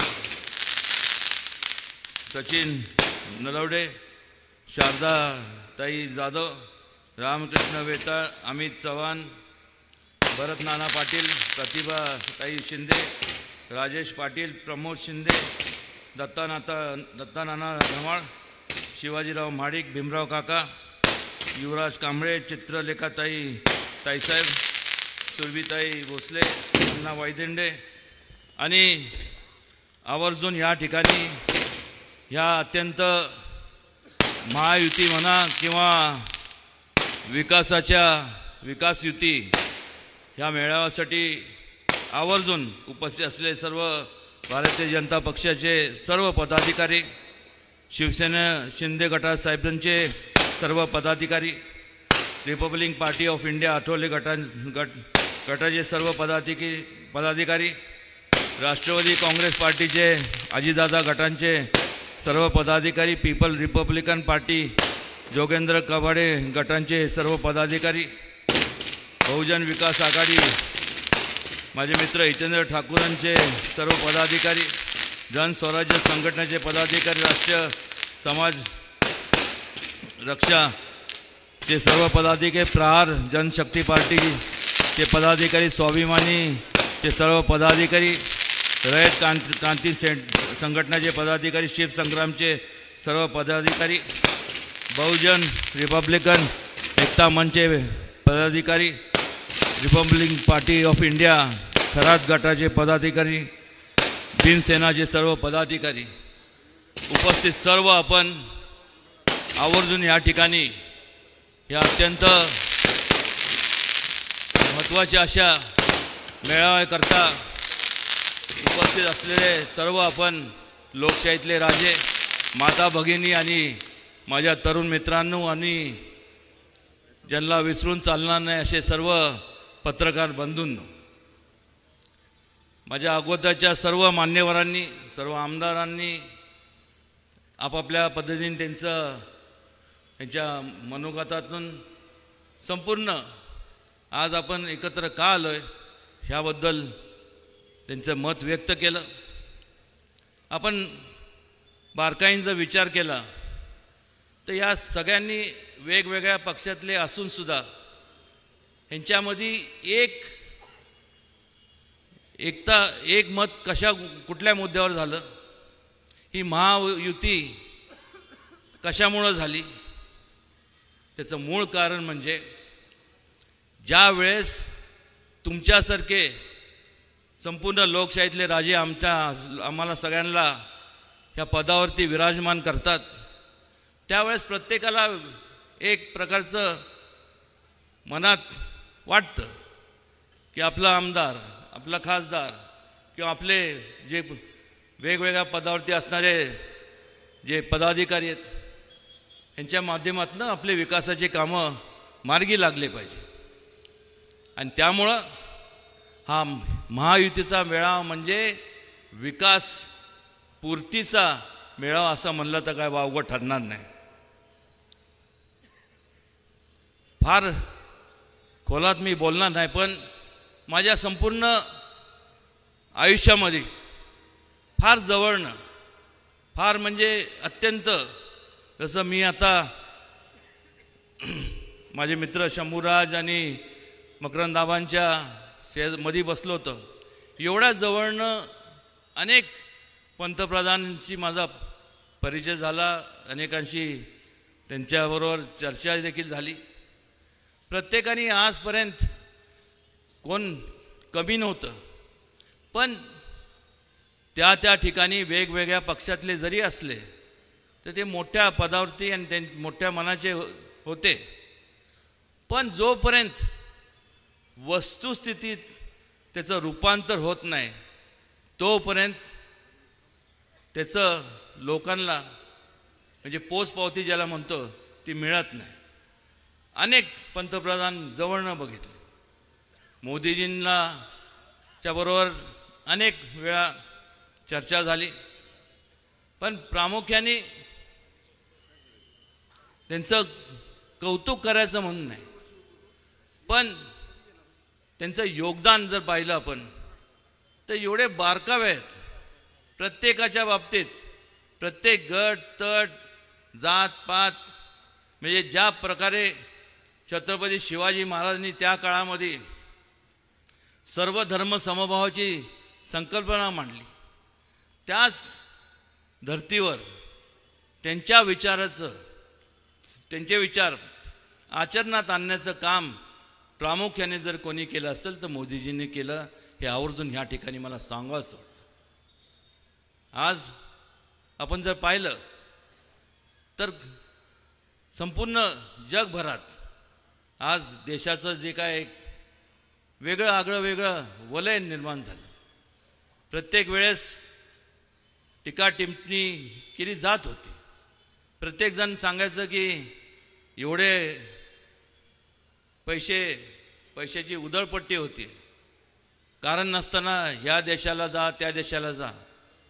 पण प्रामुख्याने आपण जर थोडं विचार केला पाहिजे, जो कम्युनिकेशन गॅप होता, जे संवाद साधण्याचं काम होतं ते मोदीजींनी केल्यामुळं आज आपला देश एक वेगळ्या विशिष्ट उंचीवर जाऊन पोचलं आहे. त्यांनी नेऊन ठेवलं. ह्या ठिकाणी संपूर्ण त्यांचाच विचार घेऊन सर्व मी असेन किंवा सर्व आमदार असतील, इथं सर्व पदाधिकारी असतील, हे सर्व त्याच विचारांनी एकत्रित आलेले आहेत. प्रत्येकाला वाटतं की कुठंतरी आता आपले एक आशेचं किरण दिसतं की कुठंतरी आता आपल्या मतदारसंघातले ज्या लोकांना आपण ज्यांनी आपल्याला संपूर्ण पाठबळ दिलं, आज त्या लोकांचे प्रश्न अनेक वर्षापासून जे प्रश्न आहेत ते सोडवले जातील.